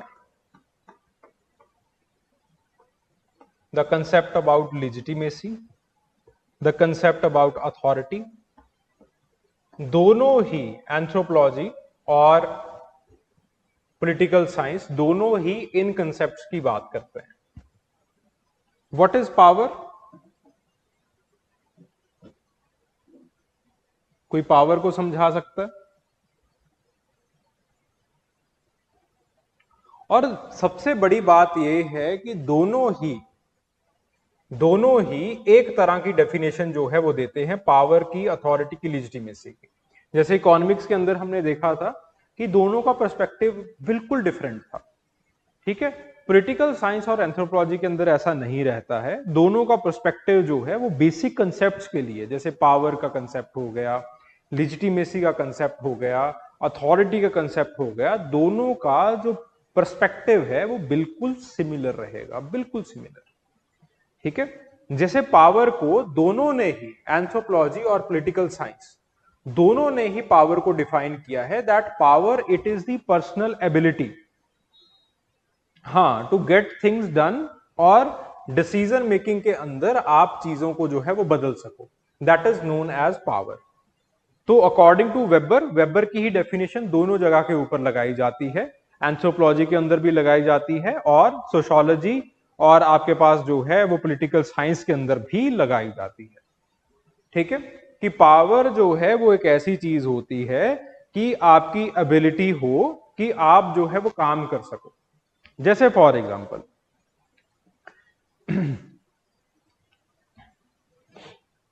take the case of Evans Pritchard. ठीक है, आगे चल के हम इनको भी पढ़ेंगे अच्छे तरीके से। इवन पिटचर्ड ने तलिंसीज के अंदर काम किया, ठीक है, और अगेन नुआर्स के अंदर भी काम किया है। तो बेसिकली नुआर सोसाइटी के अंदर क्या होता है कि आपके पास सोसाइटी या फिर आपके पास जो ट्राइब है वो आपस में ही झगड़ती रहती है। ठीक है, तो ट्राइब के अंदर झगड़ा होता रहता है, किसी एक विषय के ऊपर झगड़ा होना स्टार्ट हो गया, तो आपके पास कुछ लोग काफी पावरफुल होते हैं, वो ना सिर्फ उस झगड़े को सुलटा पाते हैं बट उसी के साथ साथ जो एक कॉमन कंसेंसस होता है सोसाइटी के अंदर वो भी क्रिएट कर पाते हैं। That is known as power. Power आपके पास कैसे भी आ सकती है, जैसे प्रीस्ट के पास पावर आती है थ्रू रिलीजन, थ्रू मैथोलॉजी। ठीक है, प्रीस्ट के पास पावर है, आप जो है वो अपने ज्योतिष का बात जो है वो मानते हो, या फिर पंडित की बात मानते हो, या फिर आपके जो प्रीस्ट हैं उसकी बात मान लेते हो। क्यों? क्योंकि उसको पावर दी है, रिलीजन ने उसको पावर दी है। ठीक है, so this is known as power. Power charisma से भी आ सकती है, आपकी एबिलिटी से भी आ सकती है, आपके पैसे से भी आ सकती है। ठीक है, सो पावर जो है वो हो सकता है लीगैलिटी से भी आ सकती है, कि आपने यूपीएससी का एग्जाम क्रैक किया, मजिस्ट्रेट साहब बन गए, और आपकी जो है वो चल रही है। क्यों चल रही है? बिकॉज लॉज जो है वो आपके फेवर में है। ठीक है, सो पावर कैसे भी आ सकती है, और एंथ्रोपोलॉजी के अंदर और आपके पास पॉलिटिकल साइंस के अंदर दोनों में पावर को इस पर्सपेक्टिव से स्टडी किया जाता है। ठीक है जी। फिर उसके बाद बात आती है लीगैलिटी। जब लीगैलिटी का मतलब क्या है? पावर है आपकी एबिलिटी कि आप जो है यू आर एबल इनफ कि आप डिसीजन मेकिंग प्रोसेस को चैलेंज कर सको, या फिर डिसीजन मेकिंग प्रोसेस को आप जो है वो एक जगह से दूसरी जगह लेके जा सको। ठीक है, उसको चेंज कर सको, दैट इज दी पावर। ठीक है, देन उसके बाद बात आती है legitimacy, so not legality, legitimacy. Legitimacy का मतलब होता है कि आपके पास वो कुर्सी है कि आप डिसीजन मेकिंग को ना सिर्फ चैलेंज कर सको, आप डिसीजन मेकिंग को लोगों के अंदर लगा भी सको, उनके ऊपर जो है वो चीज को थोप भी सको। ठीक है, देन उसके बाद बात आती है अथॉरिटी की। अथॉरिटी का मतलब होता है कि लोग जो है वो ना सिर्फ आपकी बात, आपके पास जो है वो पावर है कि आप जो है वो डिसीजन मेकिंग का पार्ट हो, बट लोग भी आपकी बात जो है वो मान रहे हैं, that is known as the authority. ठीक है, तो बेसिकली दोनों के अंदर, एंथ्रोपोलॉजी के अंदर और आपके पास जो है वो पॉलिटिकल साइंस के अंदर, तीनों चीजों को स्टडी किया जाता है। पावर को भी स्टडी किया जाता है, अथॉरिटी को स्टडी किया जाता है, लिजिटिमेसी को स्टडी किया जाता है, दोनों चीजों में। ठीक है, देन उसके बाद interdisciplinary influence. Political science, it is inspired from anthropology, anthropology is inspired by political science. जैसे वेबर की बात की, तो बहुत सारी चीजें वेबर ने जो है वो दी हैं, जिसको पॉलिटिकल साइंस के अंदर भी स्टडी किया जाता है। ठीक है, बहुत सारी चीजें जो है वो, जैसे फॉर एग्जांपल रजनी कोठारी ने इंडिया के अंदर काम किया है। ही इज मतलब एक सोशोलॉजिकल पर्सपेक्टिव से उन्होंने काम किया है, एंथ्रोपोलॉजिकल पर्सपेक्टिव से काम किया है, लेकिन उनको जो है वो पॉलिटिकल साइंस के अंदर भी कोट किया जाता है। एमएन श्रीनिवास ने जो है वो इंडिया के अंदर काम किया है, ही इज एन एंथ्रोपोलॉजिस्ट, उसको पॉलिटिकल साइंस के अंदर भी कोट किया जाता है। ठीक है, तो इस तरह से दोनों जो है वो आपस में तालमेल में रहते हैं। ठीक है, जैसे फॉर एग्जांपल, क्योंकि इंडिया के अंदर ऐसा क्यों है, या फिर आपके पास वर्ल्ड के अंदर ऐसा क्यों है, पॉलिटिकल साइंस जो है वो, पॉलिटिक्स जो है वो, it is the part and parcel of the society. ठीक है, डेमोक्रेसी के चलते आपके पास जो वोटिंग बिहेवियर है वो सोसाइटल नॉर्म्स के हिसाब से होता है। ठीक है, वो सिर्फ और सिर्फ रैशनैलिटी के हिसाब से या लीगैलिटी के हिसाब से नहीं होता। इंडिया के अंदर जैसे वोट्स पड़ती हैं, तो इंडिया में बहुत सारे फैक्टर्स देखे जाते हैं। इंडिया में कास्ट का फैक्टर भी देखा जाता है, इंडिया में वेल्थ का फैक्टर भी देखा जाता है, इंडिया में जो है वो और विभिन्न तरह के फैक्टर्स देखे जाएंगे। ठीक है, तो वो सारे जो फैक्टर्स हैं, they are the part and parcel of the society. तो ऐसा नहीं है कि दोनों जो है वो एक दूसरे को बिल्कुल अलग थलग मानते हैं। पॉलिटिकल साइंस और एंथ्रोपोलॉजी दोनों जो है वो एक दूसरे के साथ जो है वो तालमेल बनाए रखते हैं। एंथ्रोपोलॉजी, बहुत सारे एंथ्रोपोलॉजिस्ट के वर्क पॉलिटिकल साइंस के अंदर यूज किए जाएंगे। बहुत सारे पॉलिटिकल साइंटिस्ट के वर्क, जैसे फॉर एग्जांपल अनिल भट्ट हो गए, इनके वर्क्स जो है वो एंथ्रोपोलॉजी के अंदर डिस्कस किए जाते हैं। ठीक है, देन उसके बाद again both of them they try to provide the comprehensive understanding of the societies, power structures, political institutions, kinship patterns, etcetera etcetera. ठीक है, तो अगेन आपके पास जो है वो दोनों के अंदर डिफरेंसेस क्या है। पॉलिटिकल साइंस थोड़ा सा मॉडर्न सोसाइटी के साथ डील करती है, एंथ्रोपोलॉजी जो है वो थोड़ा सा प्रिमिटिव सोसाइटीज के साथ जो है वो डील करती है। एंथ्रोपोलॉजी थोड़ा सा जो है वो होलिस्टिक पर्सपेक्टिव में रहती है। पॉलिटिकल साइंस जो है वो अगेन पॉलिटिकल स्ट्रक्चर्स को प्राइमरी मान के उसी के ऊपर फोकस करती है। ठीक है, बाकी जो है वो वही चीजें लिखी हुई हैं, जस्ट इसको पढ़ लीजिएगा। सब्जेक्ट मैटर के अंदर जो है वो आपके पास पॉलिटिकल साइंस के अंदर मैन को जो है वो एक पॉलिटिकल एनिमल की तरह माना जाएगा। ठीक है, आपके पास जो है वो एंथ्रोपोलॉजी के अंदर एक सोशल एनिमल की तरह माना जाता है, where the politics it is an essential part. ठीक है, तो इन चीजों को जस्ट एक बार जो है just have a glance of that. Political science के अंदर ये माना जाता है कि the war it is universal. Anthropology के अंदर ये माना जाता है कि आपके पास वॉर जो है वो यूनिवर्सल नहीं है, रादर आपके पास जो वॉर होती है that is own the command, या फिर आपके पास एक बहुत स्पेशल एस्पेक्ट के अंदर जो है वो देखी जाती है। ठीक है, again anthropology it is more field work oriented. जो पॉलिटिकल साइंस है वो इसके अंदर अगेन आपके पास जो है वो फील्ड वर्क बहुत कम किया जाता है, लेकिन आपके पास जो एम्पिरिकल डेटा है it is on the basis of certain text. कुछ चीजों को पढ़ा जाएगा, ऑलरेडी रिटन बुक्स को पढ़ा जाएगा, इंटरव्यूज को पढ़ा जाएगा, फिर उसके बाद जो है वो आप उन चीजों को लिखोगे। पॉलिटिकल साइंस के अंदर it is more textual based, it is more theoretical. ठीक है, ऑन दी अदर हैंड आपके पास इन एंथ्रोपोलॉजी बहुत ज्यादा फील्ड वर्क किया जाता है। इसीलिए बहुत बार ये देखा जाता है कि जो एंथ्रोपोलॉजिस्ट का फील्ड वर्क है, जैसे फेडरिक बाथ ने फील्ड वर्क किया या फिर एफ.जी. बेली ने फील्ड वर्क किया, दीज आर एंथ्रोपोलॉजिस्ट। तो इनके फील्ड वर्क जो है वो पॉलिटिकल साइंस के अंदर पॉलिटिकल साइंस के अंदर जो है वो यूज किए जाते हैं। ठीक है, देन उसके बाद जो है वो अगेन थ्योरेटिकल अप्रोचेस। एंथ्रोपोलॉजी का जो बेसिक थ्योरेटिकल अप्रोच रहता है वो स्ट्रक्चरल फंक्शनिस्ट अप्रोच रहता है, कन्फ्लिक्ट अप्रोच रहता है, आगे चल के पढ़ेंगे इन सारी अप्रोचेस को। ठीक है, और आपके पास जो है वो पॉलिटिकल साइंस के अंदर जो ज्यादातर अप्रोच फॉलो की जाती है दैट इज मार्क्सियन, फंक्शनलिस्ट और प्रोसेंशुअल अप्रोच। अगेन एंथ्रोपोलॉजी के अंदर भी आपके सिलेबस में पर्टिकुलरली ये अप्रोचेस गिवन है, तो इन अप्रोचेस को भी हम पढ़ेंगे। ठीक है, गॉट द पॉइंट? समझ में आ रही है बात that what are the similarities between the anthropology and political science?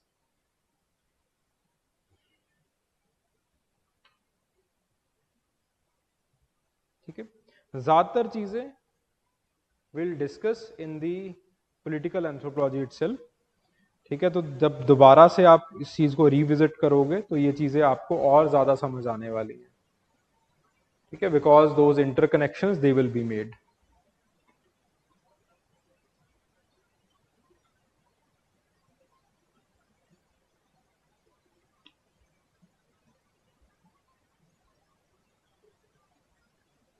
ठीक है जी, then the next one that is anthropology and history.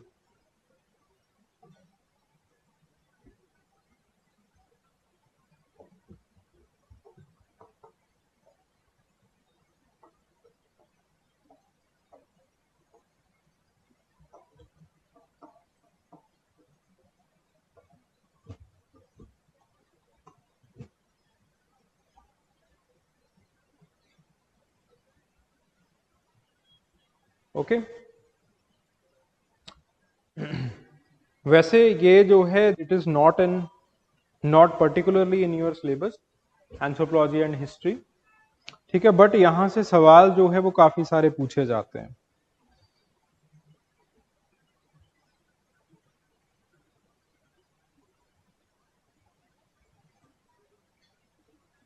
अच्छा, यहां तक डाउट भाई किसी को? पहले वो बताओ।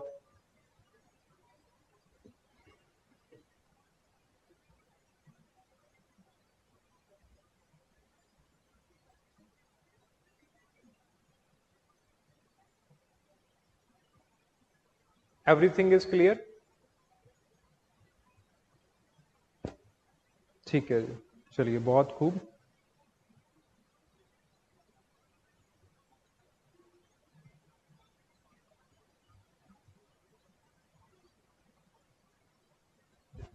एंथ्रोपोलॉजी की दो ब्रांचेस हैं, या फिर ऐसे कह लीजिए दो प्राइमरी एग्जाम ब्रांचेस हैं। The first is the socio cultural anthropology.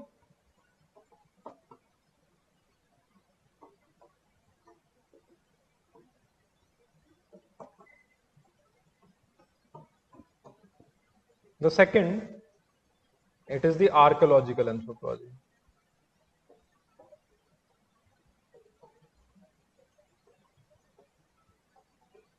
और हिस्ट्री की एक ब्रांच होती है जिसको हम कहते हैं द सोशल हिस्ट्री।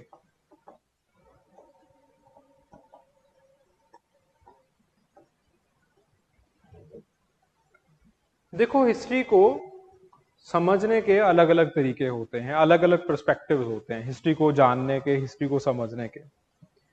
जो सबसे एक अहम तरीका है हिस्ट्री को समझने का, हिस्ट्री को जानने का, वो है जो आपकी टेक्स्ट बुक्स के अंदर भी लिखा जाता है, that is the political history.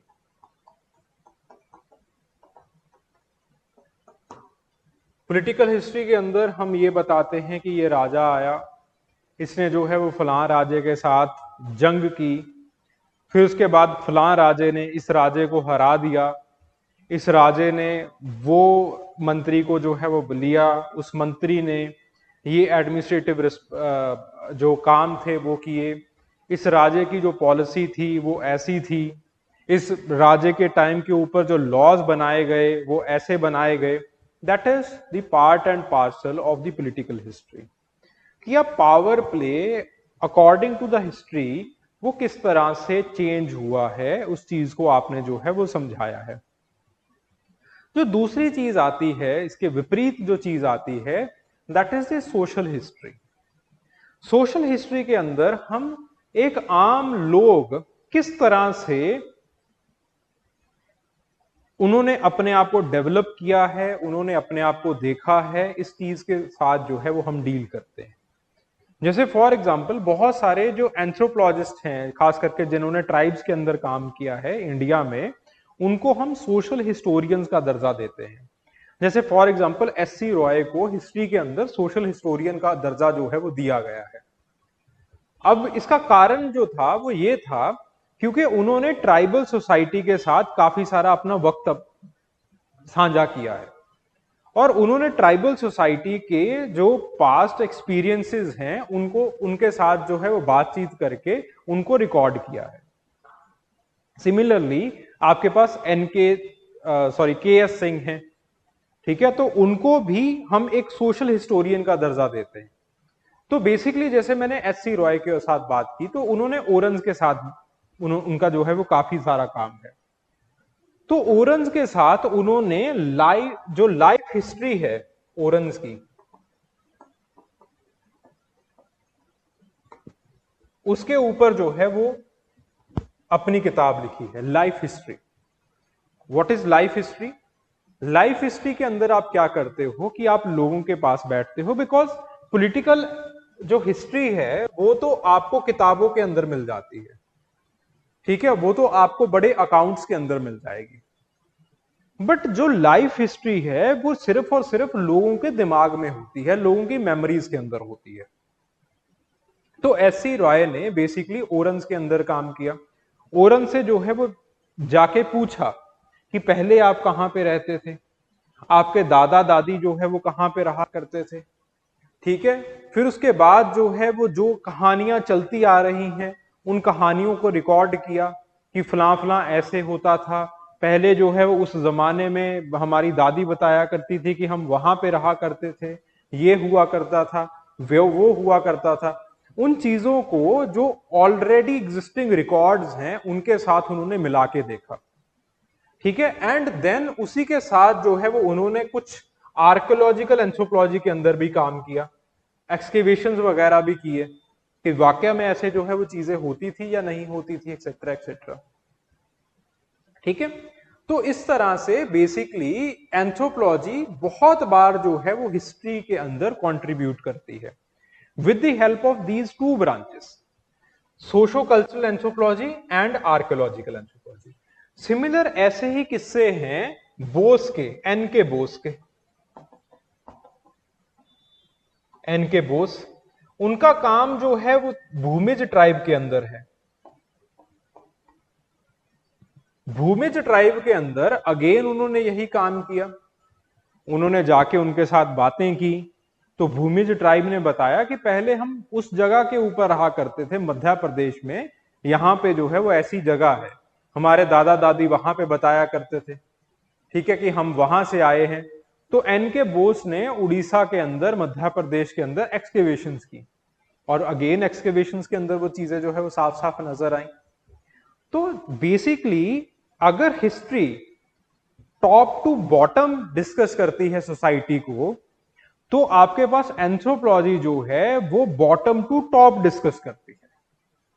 वो लोगों की हिस्ट्री के बारे में, वो समाज की हिस्ट्री के बारे में डिस्कस करेगी, ठीक है, और उसी समाज के एथनोग्राफिक अकाउंट्स बना के देगी जो कि आगे चल के डिस्कस होंगे, ठीक है। एक हिस्टोरियन अगर पॉलिटिक्स के बारे में लिखता है, एक पॉलिटिकल हिस्ट्री के बारे में लिखता है, तो आपके पास एक एंथ्रोपोलॉजिस्ट समाज के बारे में लिखेगा, ठीक है। Got the point? समझ में आ रही है भाई बात? ठीक है। और आपके पास हिस्ट्री के अंदर इन दी आर्कोलॉजिकल एंथ्रोपोलॉजी हम ज्यादातर जो है वो प्री हिस्ट्री में, जब आपके पास स्क्रिप्ट नहीं बनी थी, और प्रोटो हिस्ट्री में जब स्क्रिप्ट बन गई है लेकिन स्क्रिप्ट डिसाइफर नहीं की जा रही है, उसके ऊपर जो है वो हम डिस्कस करते हैं, ठीक है। तो वही सारी चीजें जो है वो नीचे हमने लिखी हुई हैं। जो एंथ्रोपोलॉजी है it is more long term. जैसे for example when we say the history of humanity in anthropology, तो basically the history of humanity in anthropology it means कि आप जो है वो ह्यूमन एवोल्यूशन के बारे में बात कर रहे हो। आप तकरीबन 4 लाख साल पहले पुरानी बात करोगे, या फिर कम से कम 10,000 साल पुरानी बात करोगे, ठीक है। You will not talk about the post independence India. आप उन चीजों की बात करोगे जो कि बहुत ही लॉन्ग टर्म है, ठीक है। तो इसके अंदर इन चीजों को समझने के लिए, जो आर्कियोलॉजी को समझने के लिए, खास करके आपके पास आर्कियोलॉजिकल एंथ्रोपोलॉजी को समझने के लिए बहुत ही इंट्रिकेट एक्सकेवेशन मेथड जो है वो लगाए जाते हैं, और ऐसे पीरियड्स को हम सबसे ज्यादा एक्सप्लोर करने की कोशिश करते हैं जहां पे स्क्रिप्ट नहीं है, या फिर जहां पे बहुत कम स्क्रिप्ट जो है वो पाई जाती है, ठीक है। Got the point? सो आपके पास what are the differences between both anthropology and history, इसको जो है वो एक बार देख लीजिएगा, ठीक है। तो आपके पास जो है वो एंथ्रोपोलॉजी को एक एब्स्ट्रैक्ट साइंस की तरह से बताया जाता है कि आपके पास पर्टिकुलरली सोशो कल्चरल एंथ्रोपोलॉजी के अंदर हम बेसिकली लोगों के एक्सपीरियंसेस के साथ डील करते हैं, लोगों का पास्ट एक्सपीरियंस कैसे हुआ है। तो जरूरी नहीं है कि आपके पास लोगों का पास्ट एक्सपीरियंस जो है वो बिल्कुल सटीक एक तरफा रहा हो, कि कोई अपना पास्ट एक्सपीरियंस बड़ा अच्छा बताएगा, कोई बहुत बुरा बताएगा। तो इस तरह से आपके पास जो है वो rather than coming to a particular conclusion, जब आप एंथ्रोपोलॉजी के अंदर लाइफ हिस्ट्रीज के ऊपर एनालिसिस कर रहे होते हो, तो आपको बहुत ज्यादा एब्स्ट्रैक्शन देखने को मिलता है, and they become a very descriptive account, ठीक है। आपके पास कुछ भी कंक्रीट वहां पे नहीं मिल पाता है कई बार, ठीक है। On the other hand the history sometimes it behaves like a concrete science. Concrete science का मतलब क्या है कि आप एक पर्टिकुलर निष्कर्ष के ऊपर वहां पे पहुंच पाते हो, ठीक है। तो आप जो है वो actual experiences of the human nature, वो उन चीजों को आप दर्ज कर पाते हो, ठीक है। सो अगेन हिस्ट्री के अंदर जो है वो क्रोनोलॉजी के ऊपर बहुत ज्यादा एम्फोसिस किया जाता है, और एंथ्रोपोलॉजी के अंदर जो है वो हम सिस्टम्स के ऊपर ज्यादा फोकस करते हैं, सिस्टमैटिक अप्रोच के ऊपर ज्यादा फोकस करते हैं। Now what is the system? Anthropology के अंदर अगर कोई एक इवेंट हुआ हो हिस्ट्री के अंदर, या फिर आज कोई इवेंट हुआ हो, तो उसको आप मल्टीवेरिएट एनालिसिस करके दिखाते हैं। मल्टीवेरिएट एनालिसिस का मतलब क्या है कि उस एक पर्टिकुलर इवेंट को रादर देन एक्सप्लेनिंग क्रोनोलॉजिकली कि पहले ये हुआ, फिर ये हुआ, फिर इस वजह से ये हुआ, फिर ये हुआ, ऐसे नहीं करते हो आप उसको सोशली समझाते हो, कल्चरली समझाते हो, आप उसको इकोनॉमिकली समझाते हो, पॉलिटिकल पर्सपेक्टिव से समझाते हो, इस तरह से, ठीक है। हम ज्यादा जो है वो टाइम पीरियड के साथ एसोसिएटेड नहीं रहते हैं, रादर देन दैट हम उस चीज का, हम उस एक पर्टिकुलर इवेंट का एनालिसिस अलग अलग तरीके से करते हैं। जैसे फॉर एग्जांपल हमें यह पता चला दैट अराउंड 10,000 BCE आपके पास एक पर्टिकुलर एरिया के अंदर एक एग्रीकल्चर का या फिर सिंपल एनिमल हस्बेंड्री कम वाइल्ड एग्रीकल्चर का जो है वो इवॉल्व हुई या फिर उसका जो है वो चलन चला। ठीक है, तो हिस्ट्री यहीं पे रुक जाएगी। हिस्ट्री कहेगी कि 10,000 साल पहले ये काम हुआ। ठीक है, 10,000 साल के बाद फिर 5,000 साल पहले वहां पे गांव बने, 5,000 साल बाद वहां पे 4,000 साल पहले या फिर 3,000 साल पहले वहां पे आयरन आया या फिर आपके पास जो है वो कॉपर आया। तो इस तरह से वो क्रोनोलॉजिकली इस चीज को देखेगी या फिर क्रोनोलॉजिकली आपको इस चीज को बना के देगी। But on the other hand anthropology क्या करेगी? एंथ्रोपोलॉजी पहले देखेगी कि वहां पे एग्रीकल्चर क्यों आया।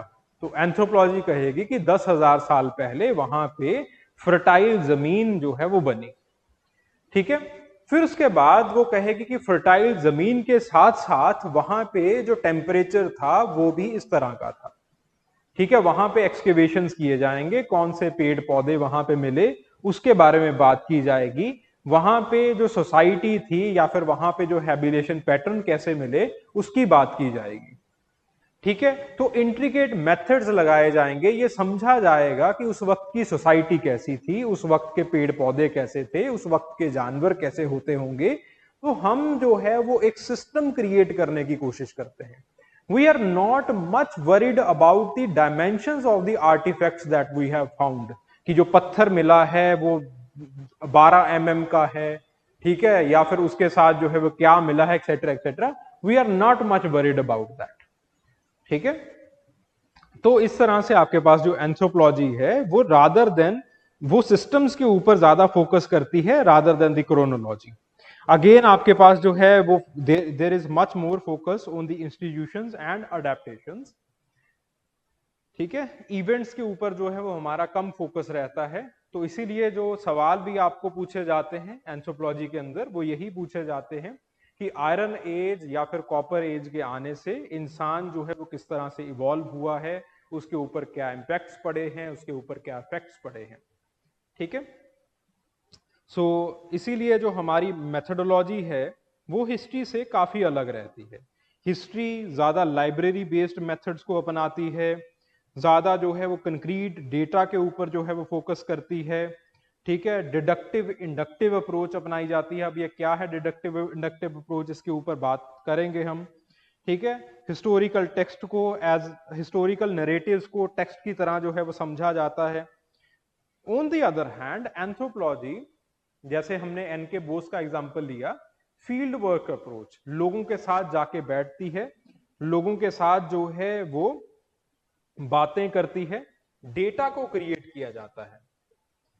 ठीक है, डेटा क्रिएशन किया जाता है। ऑलरेडी जो एग्जिस्टिंग डेटा है उसके ऊपर कोई थ्योरी नहीं बनाई जाती है। लोगों के साथ हम बात करते हैं, लोग हमें जो है वो कथा कहानियां सुनाते हैं, हम उन्हीं कथा कहानियों के ऊपर, उन्हीं किताबों के ऊपर हम एक्सकेवेशंस करने की कोशिश करते हैं, कोई चीज मिली या नहीं मिली इस चीज के ऊपर बात करते हैं। जैसे for example H D. Sankalia, at the end पहले तो एच.डी. संकालिया ने जो है वो काफी सारा काम किया, जो है वो बेलन वैली वगैरह वहां पे वो काम करते रहे। At the end H D. Sankalia becomes very intrigued with the city और the submerged city in India, Gujarat coast के ऊपर, जिसको जो है वो हम द्वारका कहते हैं। ठीक है, तो उसके साथ वो बड़े ज्यादा मतलब थोड़े से हो गए कि कहानियां इतनी सारी सुन ली लोगों से, ठीक है, लोगों के अकाउंट सुन लिए इतने सारे, तो वहां पे उन्होंने काम करना स्टार्ट किया।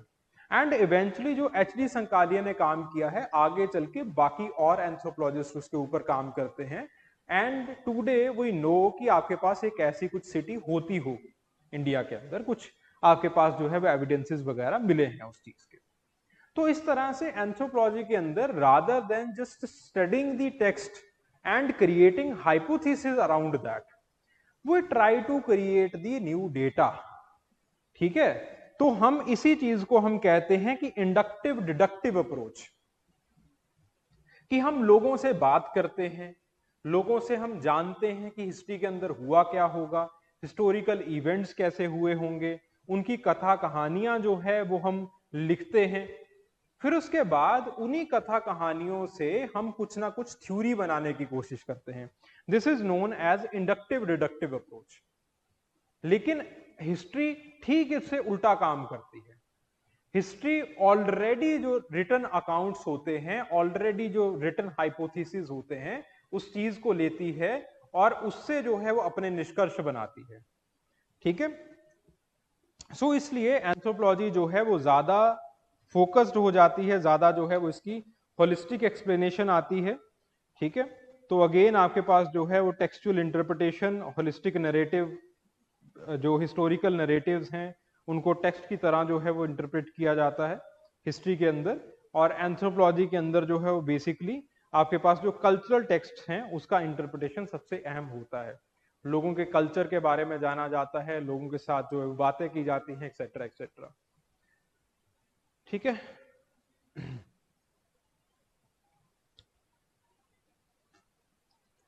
सो एंथ्रोपोलॉजी के अंदर ऐसा नहीं है कि कोई प्रॉपर एसओपी होगा, एक प्रॉपर वर्कफ्लो होगा।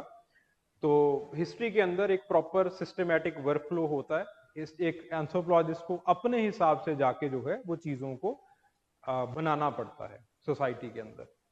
ठीक है। So these are the differences.